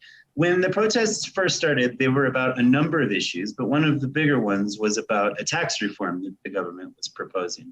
And I think that if the government had just allowed the protests to continue instead of cracking down on them with such violence, they probably would have fizzled out in a week or two. The tax bill was withdrawn, but because of the state violence, the protests transformed from what was originally a movement with very specific goals into a much broader anti-government and anti-police movement. And that really resonated across the country. Now, what's interesting is that, like, I've been working as a freelancer down here for 4 years, and I've been to literally hundreds of protests in Colombia, but I've never seen anything like this. Even the 2019 strikes, which were the biggest demonstration Colombia had in 50 years, were nowhere near the size of these protests. They were in virtually every city of the nation, including cities that had traditionally been supporters of the government or unconcerned with civil movements in the past that have arisen perhaps only in the capital or perhaps only in regional movements. But we saw, at one point, there were upwards of 90 cities in the streets. I think that was in the second week of the protests. And that was directly because of the government's response. For some reason, the government really feared these protests in the beginning and tried to stamp them out violently. I have a lot of theories about why that is. We can go into that or not, as you like. No, I of course, we're all ears. Why do you think that is? So Colombia has recently emerged from a 50-year civil war. In 2017, they implemented a peace process with leftist rebel group FARC. That's a Marxist guerrilla group that had been trying to overthrow the government since the 60s. Now, the police force here is not like a police force in most democracies. It's run by the Ministry of Defense. So the Defense Department is in charge of the police. And historically, that police presence has been very militarized. And when they have responded to crises before, they've always assumed, this is part of the Civil War. What the government loves to say is that these are terrorists, right? Multiple officials here have called the protesters terrorists, have called them vandals. And I think that sort of perspective has become part of a culture of the police force here, right? It's like they consider any threat to the government as a grave one, and they will respond accordingly. Do you perceive, with regards to your assessment of the stability or the staying power of this government, I'm certainly asking you to prognosticate here, but where do you see this going, and what sort of implications could it have on Colombia's government? That's a really good question. So right now, there has effectively, I say effectively because there are a couple small exceptions, there's effectively been one party in control of Colombia for 50 years, and virtually every branch of the government as well.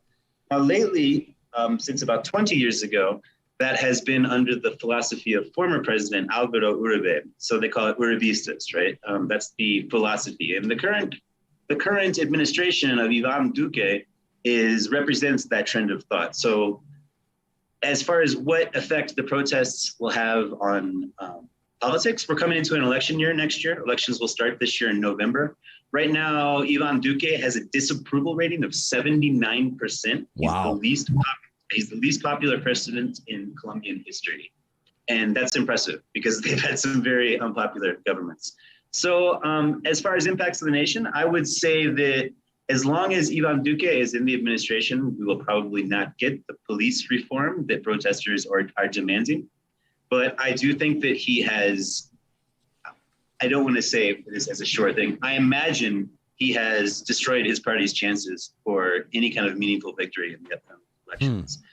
I imagine we'll see them lose the executive branch, and I imagine that they'll lose a lot of seats in the Senate and the House as well because of these protests.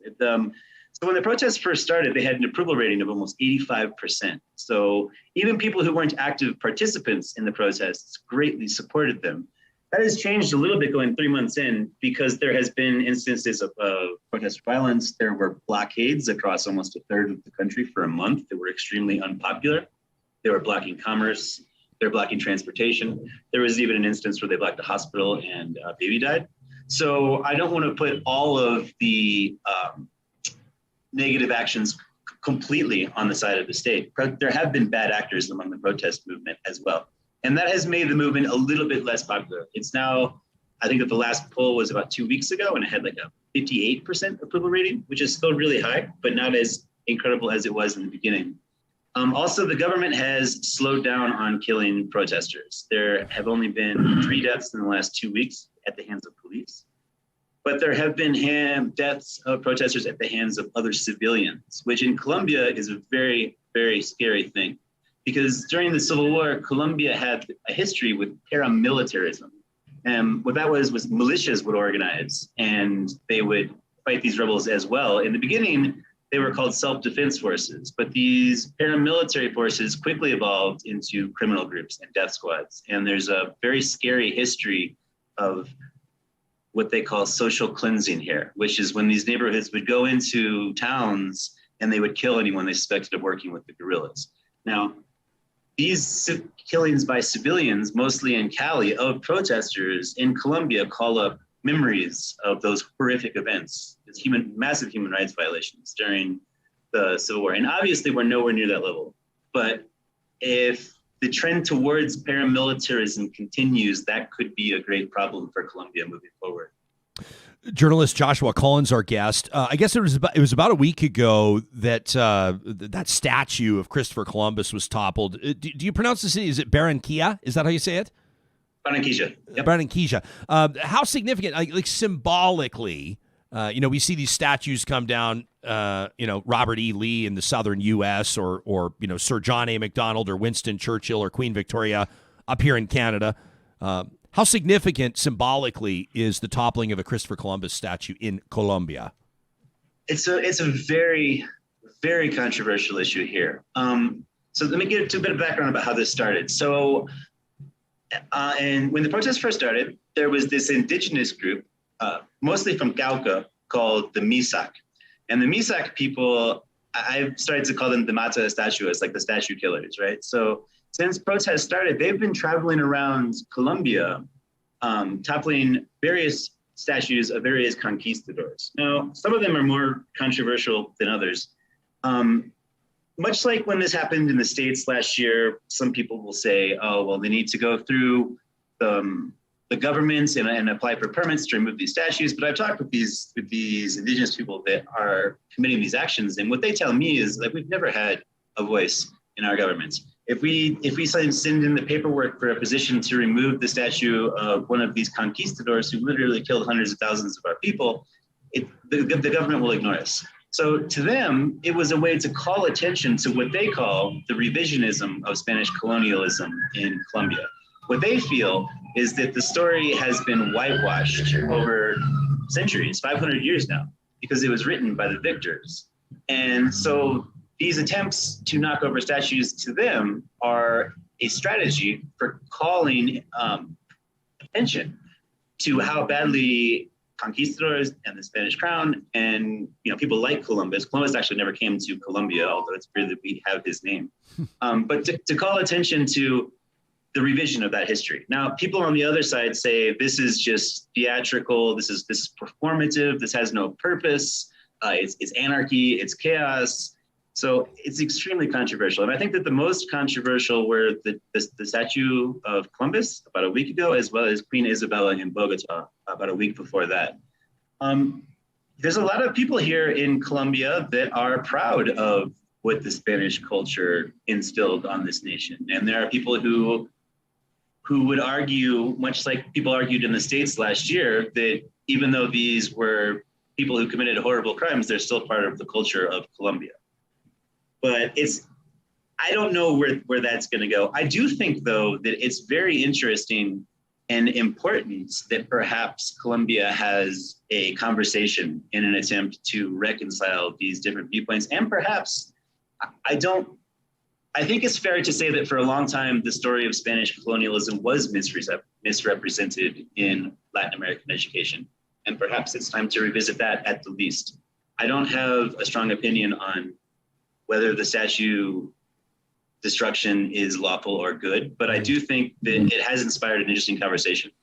I agree with you. I feel like I want to keep you here for half an hour just to pick your brain. It's like just two guys having a chat, because I'm curious to know if you think the statues will go back up. I mean, if statues come down, keep in mind right now, Joshua, so what's going on up here in our neck of the woods? I mean, people are burning churches down, like Catholic churches are being burned to the ground. But then there was also an attempted arson, I believe it was on the Tsuut'ina First Nation outside Calgary, Siksika First Nation, one of them outside Calgary, Treaty 7, over the course of the weekend. And people are taking down statues, and people are ripping nameplates off buildings, and it's... Boy, oh boy. I feel like as a public commentator, I can't not take a position, or all these sort of bullshit platitudes like, it'll be interesting to see what happens. I mean, that's what someone says when they have nothing to say. But you can't condone arson. I understand why people are angry. I understand triggering impacts on people. The imagery of statues coming down or being, people say vandalized. Let me say there's graffiti art on them. It's pretty powerful messaging. I mean, it's just, I'm sitting here as an observer going, where is this all going to go? I mean, you can't just burn everything to the ground. Colombian protesters would disagree. Sure. Yeah. And probably many up here too. There's something that's interesting. So a lot of, to North American, both Canadian and people from the US, when they look at a lot of Latin American protests, not just Colombia, they seem kind of extreme, right? So, but there's a cultural difference between protest movements in South America and North America. Obviously, there are exceptions, like you've just mentioned some rather extreme examples, but generally speaking, the protests in South America are a lot more aggressive. So, for example, the first time I ever went to a protest here 4 years ago was a student march in Bogota, and it was over a tuition increase. It wasn't really supposed to be a big deal. And the police showed up and they shot tear gas, and I thought, okay, well, that's the end of the protests. But the protesters built a barricade in the street, started throwing rocks back at the police. It eventually stormed the nearby mini sub-precinct, and I was like, okay, well, this is a small, low-level protest in Colombia, right? There's just this history of extreme, I don't want to say extremism, political activism and very aggressive tactics, that a culture of that doesn't exist in the States. And I think that goes beyond Colombia into all of Latin America. But tying back into your point in Canada, it seems like there are exceptions to the differences in these trends, and people seem really upset about what's going on there.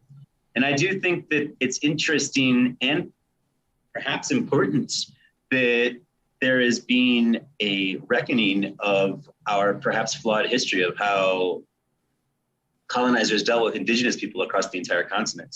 And it's important, I think, at least in Colombia, I think that the country is stable enough for the first time in over half a century that perhaps these conversations can be had. Yeah. In the past, when indigenous tried protests like this during the Civil War, they were simply crushed with force. Fascinating stuff. People can check out.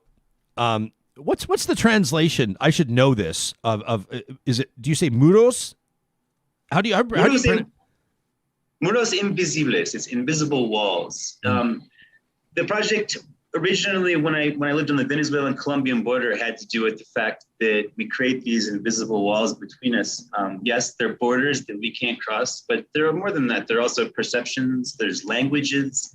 There are a lot of invisible barriers between all of us. And I think the hope for my journalism is to try and break through some of those walls. Amazing stuff.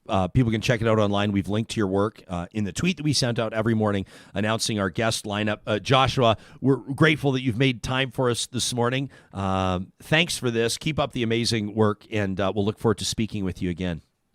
It was really a pleasure. Thank you so much for having me on. Absolutely. Have a good day. Yeah, our pleasure too. Bye. That was it's journalist Joshua Collins, based out of Colombia, and you can check his work at Muros.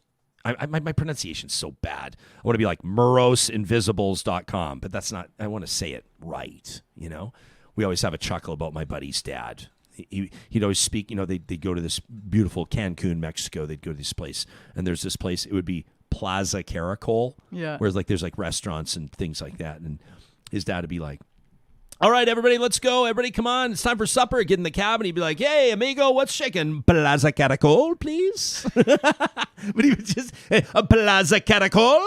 And it was like, hey, man, at least you nailed those two, right? That's great. Try. Yeah. I always get nervous. What, that people are going to think you're trying to, show off or No, sound like you... No, not show off. Definitely the other end of the spectrum. The on other that way one. around. Yeah. The other way around. What Fascinating did you just stuff. say? Yeah. You just butchered that. Yeah. Interesting insight, isn't it? I mean, you talk about, isn't it like whether it's Colombia or, I don't know, Tennessee or Alberta or British Columbia or Manitoba or wherever, the statues coming down is a thing.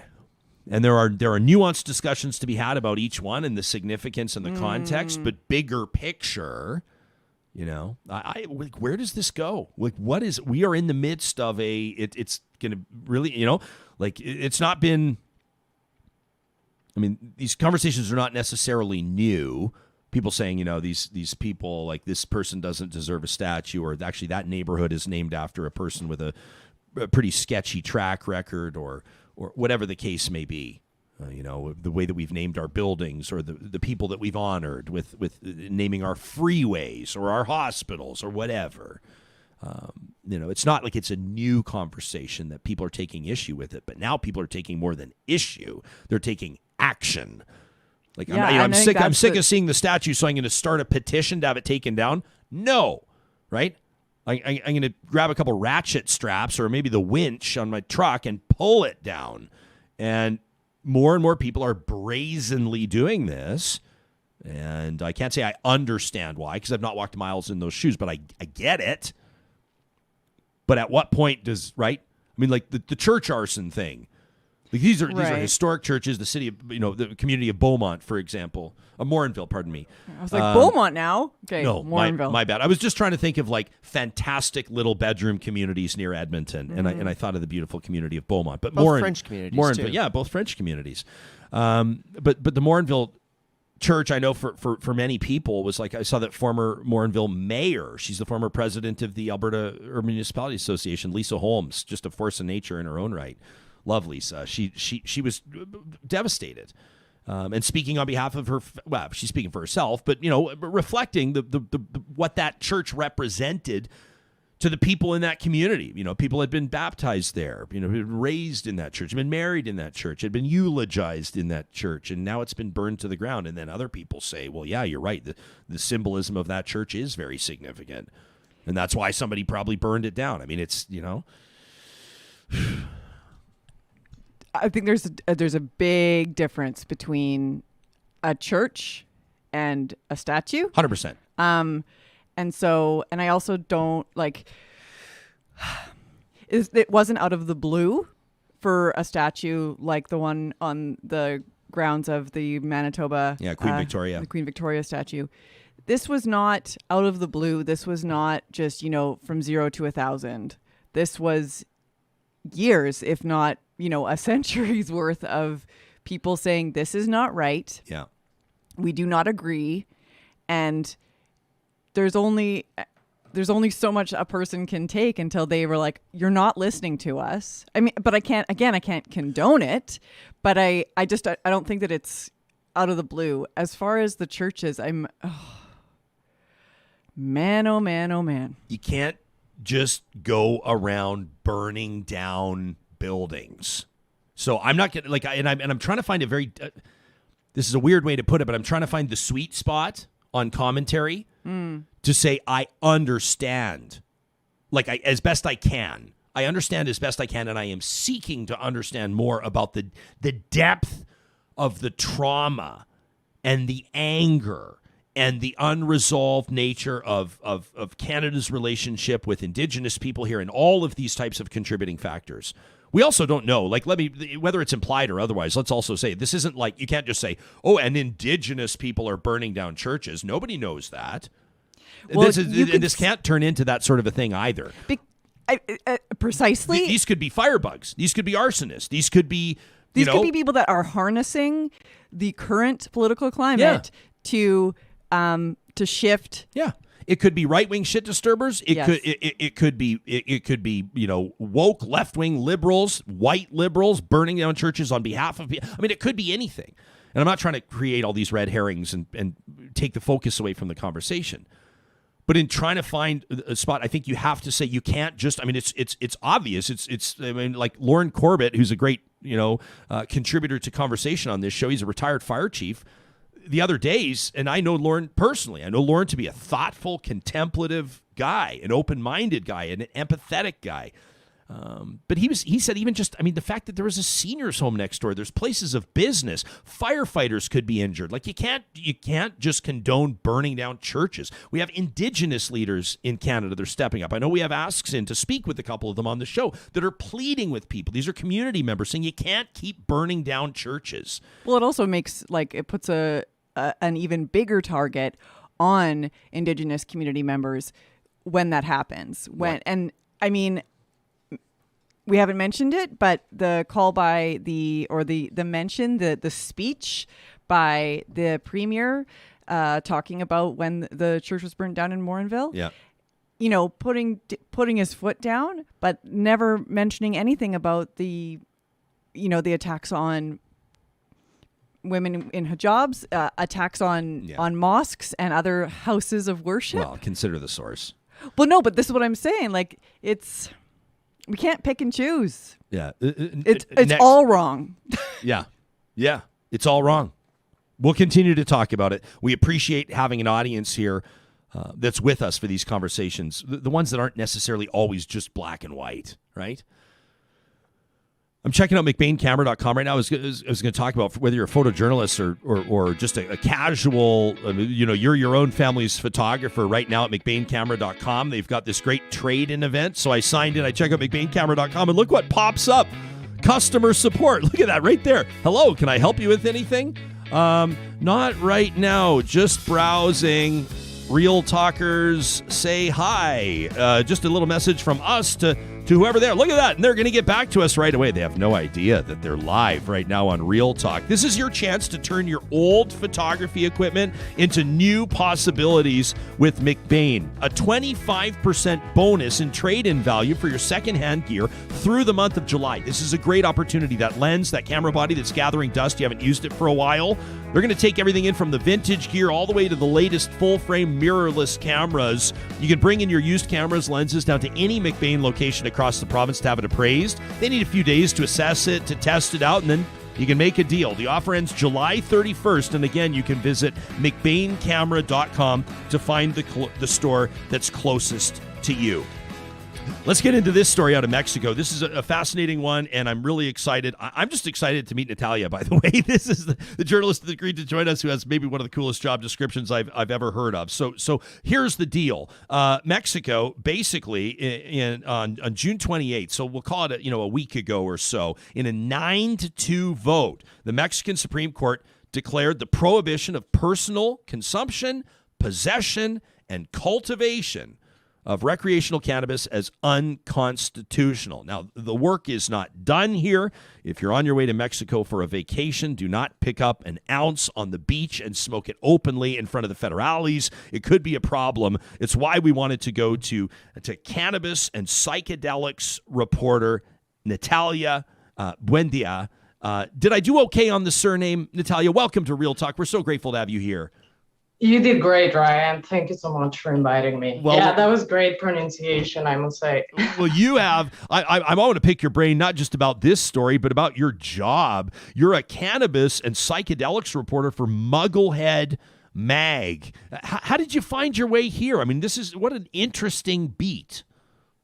Well, it all started with my interest in kind of like educating people on drugs and just my passion in science. And then honestly, this job just came to me with a colleague from Langara College, and I just had to take it. It kind of merged my knowledge in science and my interest in drugs. And this interest also came by growing up in Mexico and just kind of like always seeing how like drugs were poorly kind of like seen and very stigmatized. So I was always like, hey, maybe it's not that bad, maybe you just need to learn a little bit more about this. And I guess my passion for research and educating people took me to this job. And I can say it's a very neat niche right now, especially with all the emerging industries popping up. Well, no kidding. I mean, even around the world, you and I could talk about medical cannabis. We could talk about recreational cannabis.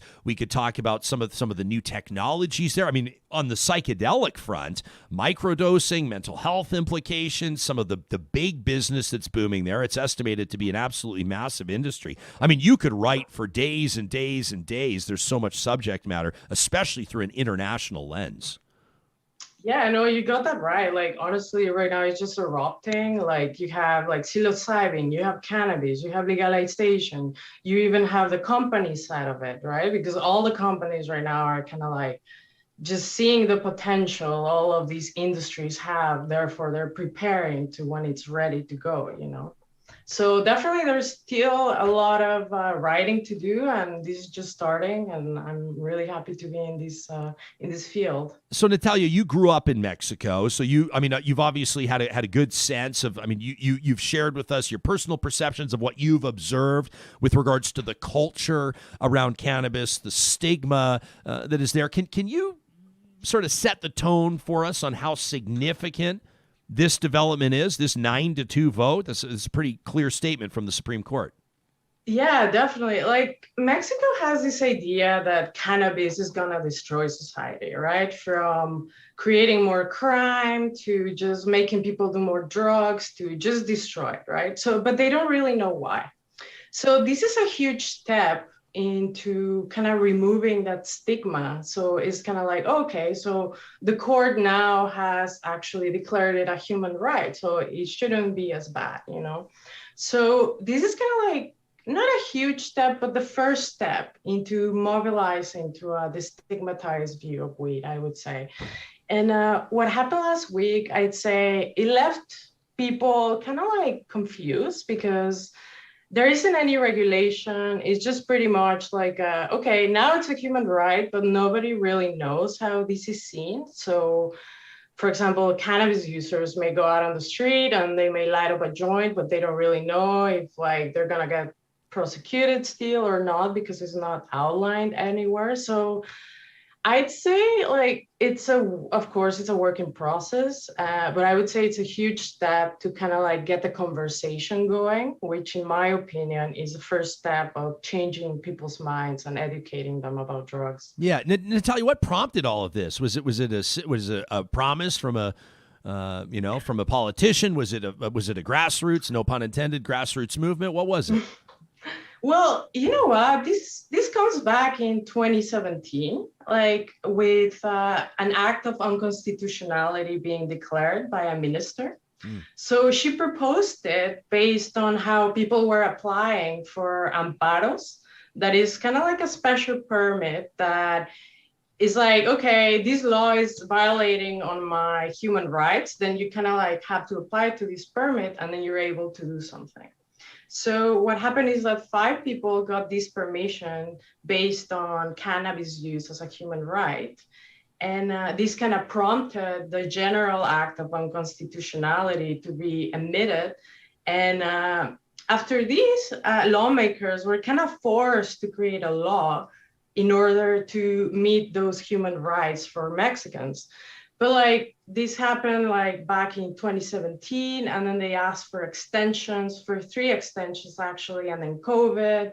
So all of these kind of like delays happened, and the law never came to be. So on April 30, it was kind of like the deadline by the Supreme Court on the lawmakers, kind of telling them, hey, you should make a law because this is violating human rights. So that never happened. Lots of discussions. The law got to a point where it was about 3 steps away from becoming an actual law. But again, there was always like, oh, the lower house changed some law, so now we have to revise it. So it was like this back and forth for like, I don't know, 2 months. And then finally the deadline happened, and then all these protests, and like people were, wanting answers, and finally they discussed it, which ended up in removing the prohibition of weed. Were the protests pro-cannabis or anti-cannabis? Oh, that's a great question, actually. Pro-cannabis. Okay. Actually, yeah. Like you have the biggest protesters there, I would say, are the Planton 420, which is like a group that has been smoking outside the Senate and kind of demanding for the fair rights, like freedom of smoking, freedom of growing, and pretty much like helping common citizens, not really like the industries or big companies.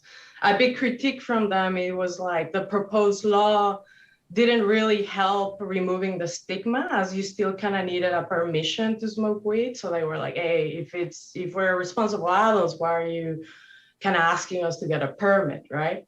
So a lot of these activists, like, they just want to be able to, smoke freely, but then they encounter all these like, stigma kind of motivated permits that, that kind of like just turn them off into the current government movements. Yeah, I want to provide some context here for our audience to let them know. I mean, you obviously originally from Mexico City, but you came to Canada in 2007, right, to study science. You graduated from University of Victoria with a bachelor's degree in biology, psychology, your area of focus, neurobiology and mental health. You also hold a certificate as an intermediate emergency medical technician. How neat is that? For Camosun College in Victoria, also a graduate there. These are going to be some familiar stomping grounds for a lot of people that tune in from the West Coast. The reason why I wanted to establish that is because I know that you're aware of what things were like in Canada, the lead up in Canada to legalize cannabis in October of 2018, and I'm curious to know if you see any parallels with what's going on in Mexico right now. I mean, in Mexico right now, is it like, hey, listen, I should have the right to cultivate a few plants on my property and to smoke openly and freely? Or is this forecasting a green rush, so to speak, where a lot of people, including former lawmakers, I mean, this was a lot of the controversy in Canada, what I know turned off a lot of the old school pot smokers. They didn't like the fact, and I don't blame them, that the industry started to reward many people who had cracked down on cannabis for many years. Former high-profile police chiefs, former lawmakers, government ministers are now sitting on the boards or as investors in private cannabis companies. And essentially, I mean, the business side of cannabis was a huge part and is a huge part of the conversation around legalization. Is it the same in Mexico? I would say like comparing them is kind of tricky, because the way Canada reached to legalization was by proposing a bill, by doing it in order, let's say. And I would say that the stigma here is way less than in Mexico. And as for companies, I would say that it's kind of like the same thing. Like usually the law will benefit companies over people. But again, like there's no draft of the bill right now being, solidified. So it's kind of hard to draw parallels with the Canadian legalization process. But certainly like the bill that is drafted right now, it kind of like encourage other people to come to Mexico and kind of do business rather than, focus on small growers. So there's always that critique that is like a money maker and not really like, like a favor they're doing to the citizens in terms of having the right to smoke. Is there a, I mean, when we talk about sort of the spiritual traditions around what many of the substances that are now classified or categorized as drugs, is there any angle when it comes to Mexican culture or spiritual tradition that would invoke the use of cannabis? I would say so. I mean, you can always claim you're Rastafarian, right? Or like bring other cultures from other places. But Mexico, I wouldn't say it has like a cannabis. No, I would say it's more in psilocybin mushrooms and other psychedelic plants or like peyote. But cannabis, I'd say no. It's more, not as far as I know, at least. But like, I think it's more focused on psychedelics. Yeah, I was curious. I mean, it was actually sort of the peyote tradition that prompted me to ask the question. I was just curious, and I mean, obviously, you cover both, right? You're a journalist that writes about cannabis and psychedelics. Do you think that the Supreme Court ruling, and if we can anticipate legislation to follow, do you think that opens the door for bigger conversations? I mean, there's been sort of experiments that we've been able to observe in Portugal and other jurisdictions where there's talk. I mean, there's a Canadian MP, Nathaniel Erskine-Smith, a liberal MP who wants to drive conversation on decriminalizing or legalizing all substances, all drugs. And you talk to some advocates and they can make a strong argument for it. Obviously, people can make arguments against it as well. Where do you see Mexico going? I mean, I certainly hope so, that they end up kind of pulling the other drugs to the cannabis side. But as far as I see it now, there's still a strong stigma against the other substances because they're very seen as like, in order to get these substances like LSD or all those chemical psychedelics, then you would need to access kind of like the black market. But then when it comes to kind of like natural remedies, they may hide or like kind of like merge with the religious kind of behaviors that exist in Mexico. For example, if you go to a place in Oaxaca called San Jose del Pacifico, you can find mushrooms everywhere. And like, of course, everyone knows that it happens there, but there's no prosecution, right? So it's also mixed with the kind of like the right to have spiritual rituals using these substances. So as far as I see it right now, I think those substances are being ignored, but I don't see them come in. I feel like there still needs to be a huge education kind of effort when it comes to cannabis and even more to psychedelics. But I'd say people are kind of curious for like mushrooms and like, because you hear like, oh, they help with depression. So maybe that would kind of boost the interest in Mexico for legalizing these substances. Yeah. I find that, I'm going to state something obvious here, but this is, I mean, it directly relates to the work that you do. The more educated that people are, I think the more informed decisions they can make with regards to how they feel about legislation, but also maybe their personal convictions. But that education requires a desire or at least an open-mindedness to a certain degree, right? And those are the types of conversations I think that start to happen around dinner tables and on the sidelines at soccer games. And I think that those are conversations that happen at a personal level as opposed to something that's imposed, right, from a federal government. Yeah, I feel like drugs create a lot of fear when people don't know about it. So they think that by even being around them, you may get affected by them, either by the behavior of a person or by being around smoke or by being around high people. But I think, like you said, by educating people and just showing them, hey, here is, scientists, because people feel safe when you show them science, right? It's like, here, this is proven to be okay. This is actually helping people. So that kind of like plants the seed to when they're thinking about it in their own free time, like, oh, maybe this is actually good for me because I'm suffering with this. So I feel like you said, like starting the conversation and trying to push people that are very stigmatized and creating a friendly conversation with them by creating proper arguments, not just opinions. I think it's a great step. And like, I've always talked to my mom and everyone I know about drugs just because of that, because you have this like immediate impact of reject, like, oh, drugs, like how can you even bring it up? But then they want to know more, They're like, oh yeah, I heard someone had cannabis in a jar and they were like rubbing it and it helped, so drugs have been with us forever, and I feel like it's just about re-educating the way we see them. And these would even help us, it would help us be freer, remove stigma, come up with new medicines and even recreational substances that make us, enjoy life. And yeah, like there's nothing wrong. I'm so glad you made that point too. It's kind of funny, like, people always, not always, but people in talking about cannabis will say, well, there are real benefits here, like for cancer patients that have lost their appetite as a result of chemo. It can stimulate an appetite, or in some cases even suppress appetite, or it can help it.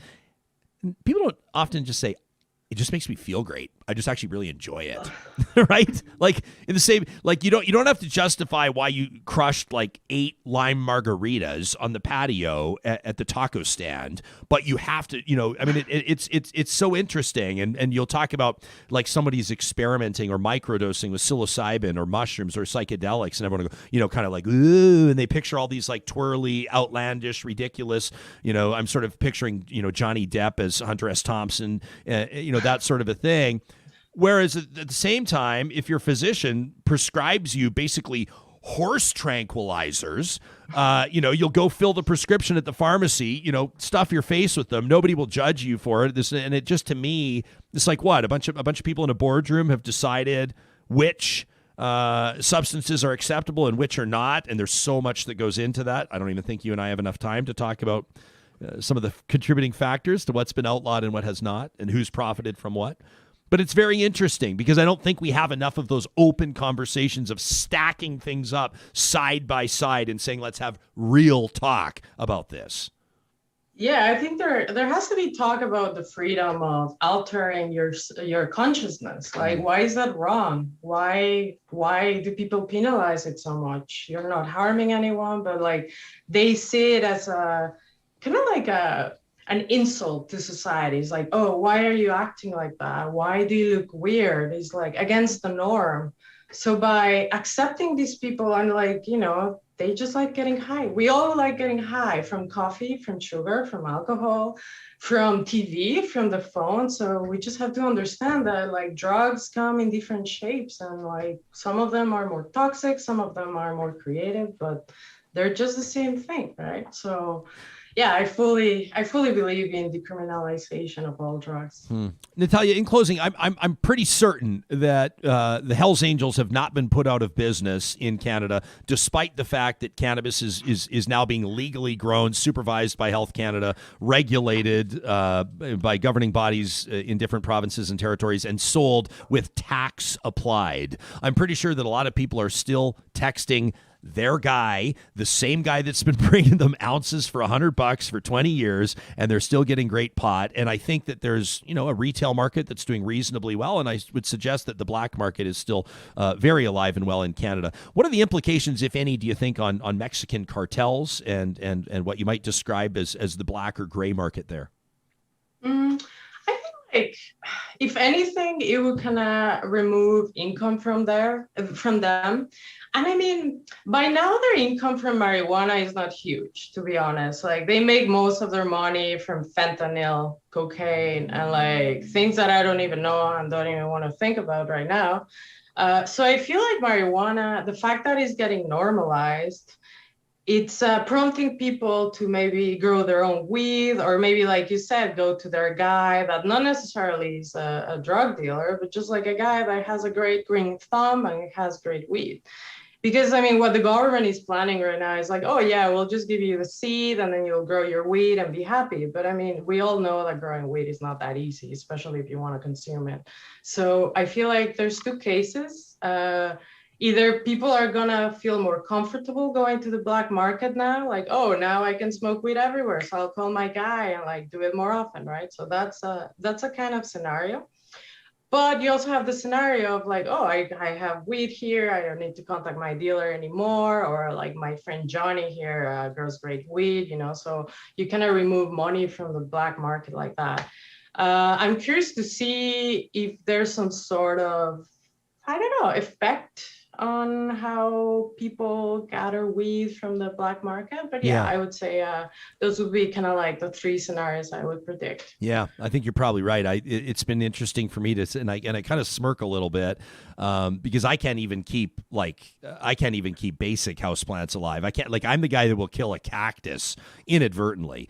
So I mean, people that were like, when Canada legalizes it and everyone can grow 4 plants, and I'm just going to grow plants, why would I pay for it? It's like, if you ever try, I mean, sure. It's like, some people have home brews and brew their own beer, and some people make their own wine in their basements. But I think if you stack it up against, the best in the business, it probably wouldn't compare. Interesting to see. I see more power to people. Yeah, definitely. Thank you so much for hanging out with us. I've really enjoyed this conversation. You've got such a neat thing going with Mugglehead Magazine. People can check it out at mugglehead.com. It's been our pleasure to connect with Natalia Buendia, who's a drug policy journalist, and you can read her work there. Give her a follow on social media. And I'll look forward to having you back on the show. Thank you so much, Ryan. This has been great. Yeah, have a great day. Yeah, you as well, Natalia. Thanks so much. Bye. Fascinating stuff. Great conversation about stigma. I love it. You kind of bounce around in a conversation. I feel like we were just hanging out with her because the conversation is kind of bouncing back and forth between like stigma and law enforcement and the business of cannabis. And, I've some parallels certainly between Canada's story. I didn't ask her about the U.S. That was a bit of a bonehead move on my part, but way to go, Jespo. I screwed up the whole interview. Way to go. But yeah, I mean, if any American president, I'd be curious to see if that's something that would ever happen. People were, as we try to weave together all these different conversations were happening. Some of our real talkers are making good points on the live chat, saying with regards to prohibited substances under the IOC and Olympic athletes, including this prominent American sprinter, to the law is the law is the law. And she knew the rules and she broke the rules so she can abide by the rules. Sure. But there's a bigger conversation, I think, to be had about whether or not it makes sense for the IOC to continue to prohibit cannabis. Now, people were making good points about saying, well, in some jurisdictions it's outlawed, and the IOC is simply reflecting that. I mean, unless cannabis is legalized around the world, then whatever. Seems to be kind of a strange argument. I mean, it's a personal choice matter. People can be prescribed medical cannabis if you have a prescription. Yeah. I mean, I know that athletes. Who's the athlete that's I guess I could use the Google machine, but there was an athlete that had tested positive for steroids a while back, and she said it was because she had like a pork burrito or something like that. Did you see this? Yes. She said she had a pork burrito, and I asked a couple athletes what they thought about that, and they went, eh. They're like, any competitive athlete knows everything that's going into their body. Yes. Right? I mean, they have a nutritionist. They have like their coach. They have but even if it's supplements, something like they have the sniffles. Yeah. And they're the ones that are going to be reading the box on the over the counter. I picked it up at 7-Eleven. Absolutely. Like, you got to make sure that what you're having. And I bet you that so you find it hard to believe. I mean, some of these stories are just like, really, steroids from a pork burrito. I have crushed so many pork burritos, and I have never. My pecs have never danced. My lats have never grown as a result. It's a runner is who it is.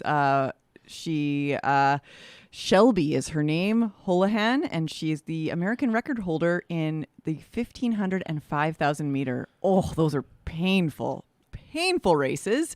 1,500 is like 1,500 meters. I competed in the 1,500 meters about 50 pounds ago. And it's one of those races where you're like a sprint. You have the cardiovascular capability of a distance runner, but the speed and agility of a sprinter. Yeah. 1,500 is a wild race. The 800, the 1,500, and the 3,000.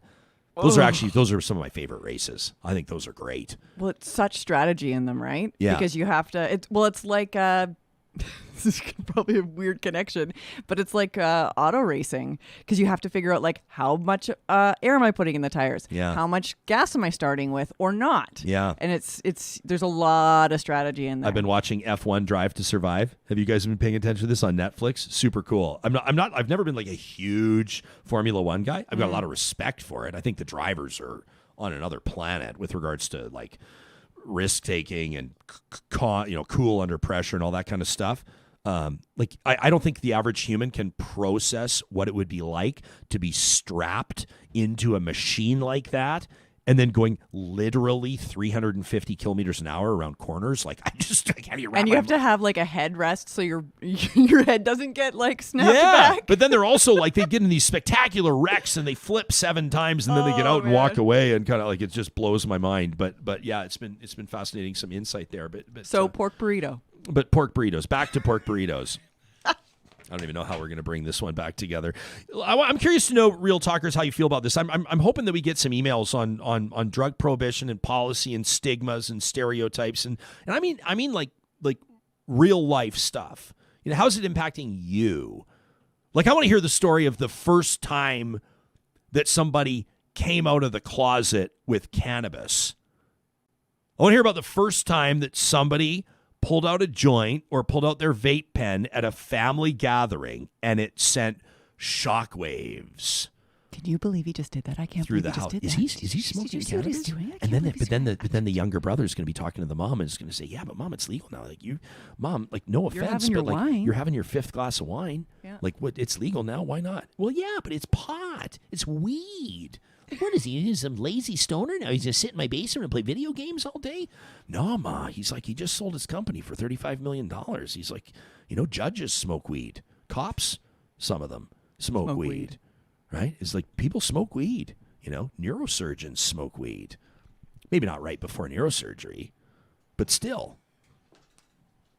Do I dare transition into an ad read right now? Yeah, you do. Local Waste won't mind. Not at all. There's got to be some sort of a thing of like pot, weed, trash talk. Nah, let's not try too hard. Nah, don't. Trash talk is coming up on Friday. Sure is. Sure is. And right now we are taking your submissions. You got something you got to get off your chest? Send it to us in an email to talk@ryanjesperson.com. Local Waste has proudly presented Trash Talk because, quite frankly, they've been talking trash for a quarter century. Locally owned and operating, integrity to them is their most important corporate value.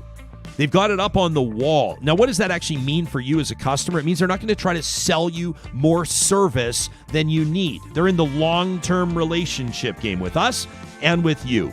As Mikkel, the CEO, says there, air is free, but expensive to dump. They'll start you on the small bins, and you're going, yeah, I know, but I'm locked into this contract with the other guys, the big multinational guys. Those bins everybody recognizes. I'm locked in and I can't get out. Local Waste actually uses their resources to leverage you out of your bad contract. You can learn more by giving a call or visiting them online at localwaste.ca. Chris, Lauren, and Mikkel, the team at Local Waste. We also wanted to remind you that you can swing by granddog.ca right now to check out more about their quality raw food. There is no bigger endorsement than the fact that we feed our dogs Grand Dog Essentials quality raw food. One of the things I love is the door-to-door service. They literally drop off Calgary, Edmonton, and Central Alberta as frequently as once a week if you need. Did I tell you we got a new freezer? No. Oh, yeah, we got a new freezer, and it's like all well organized right now, and the Grand Dog food there is just like, whoo, baby. Like when things get organized, it's such like your sock drawer, your freezer downstairs. How long does it stay like that, though? Oh, like 5 minutes? 2.5 seconds. Until we post it on Instagram.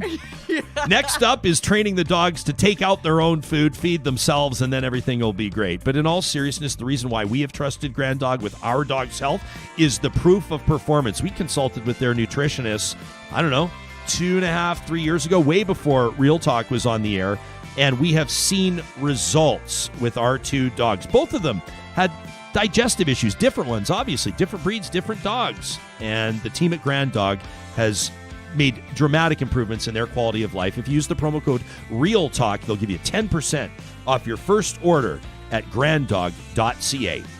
Coming up on tomorrow's show, we got a lot to talk about. We're going to touch on these wildfires. Our fellow Canadians, our neighbors in British Columbia, they are into one right now. Wildfire scientist Mike Flanagan will join us. We're going to get into another My Jasper memory, which is going to be fabulous, and safety in shopping. What's that all about? It's all coming up on tomorrow's show. In the meantime, have a great day.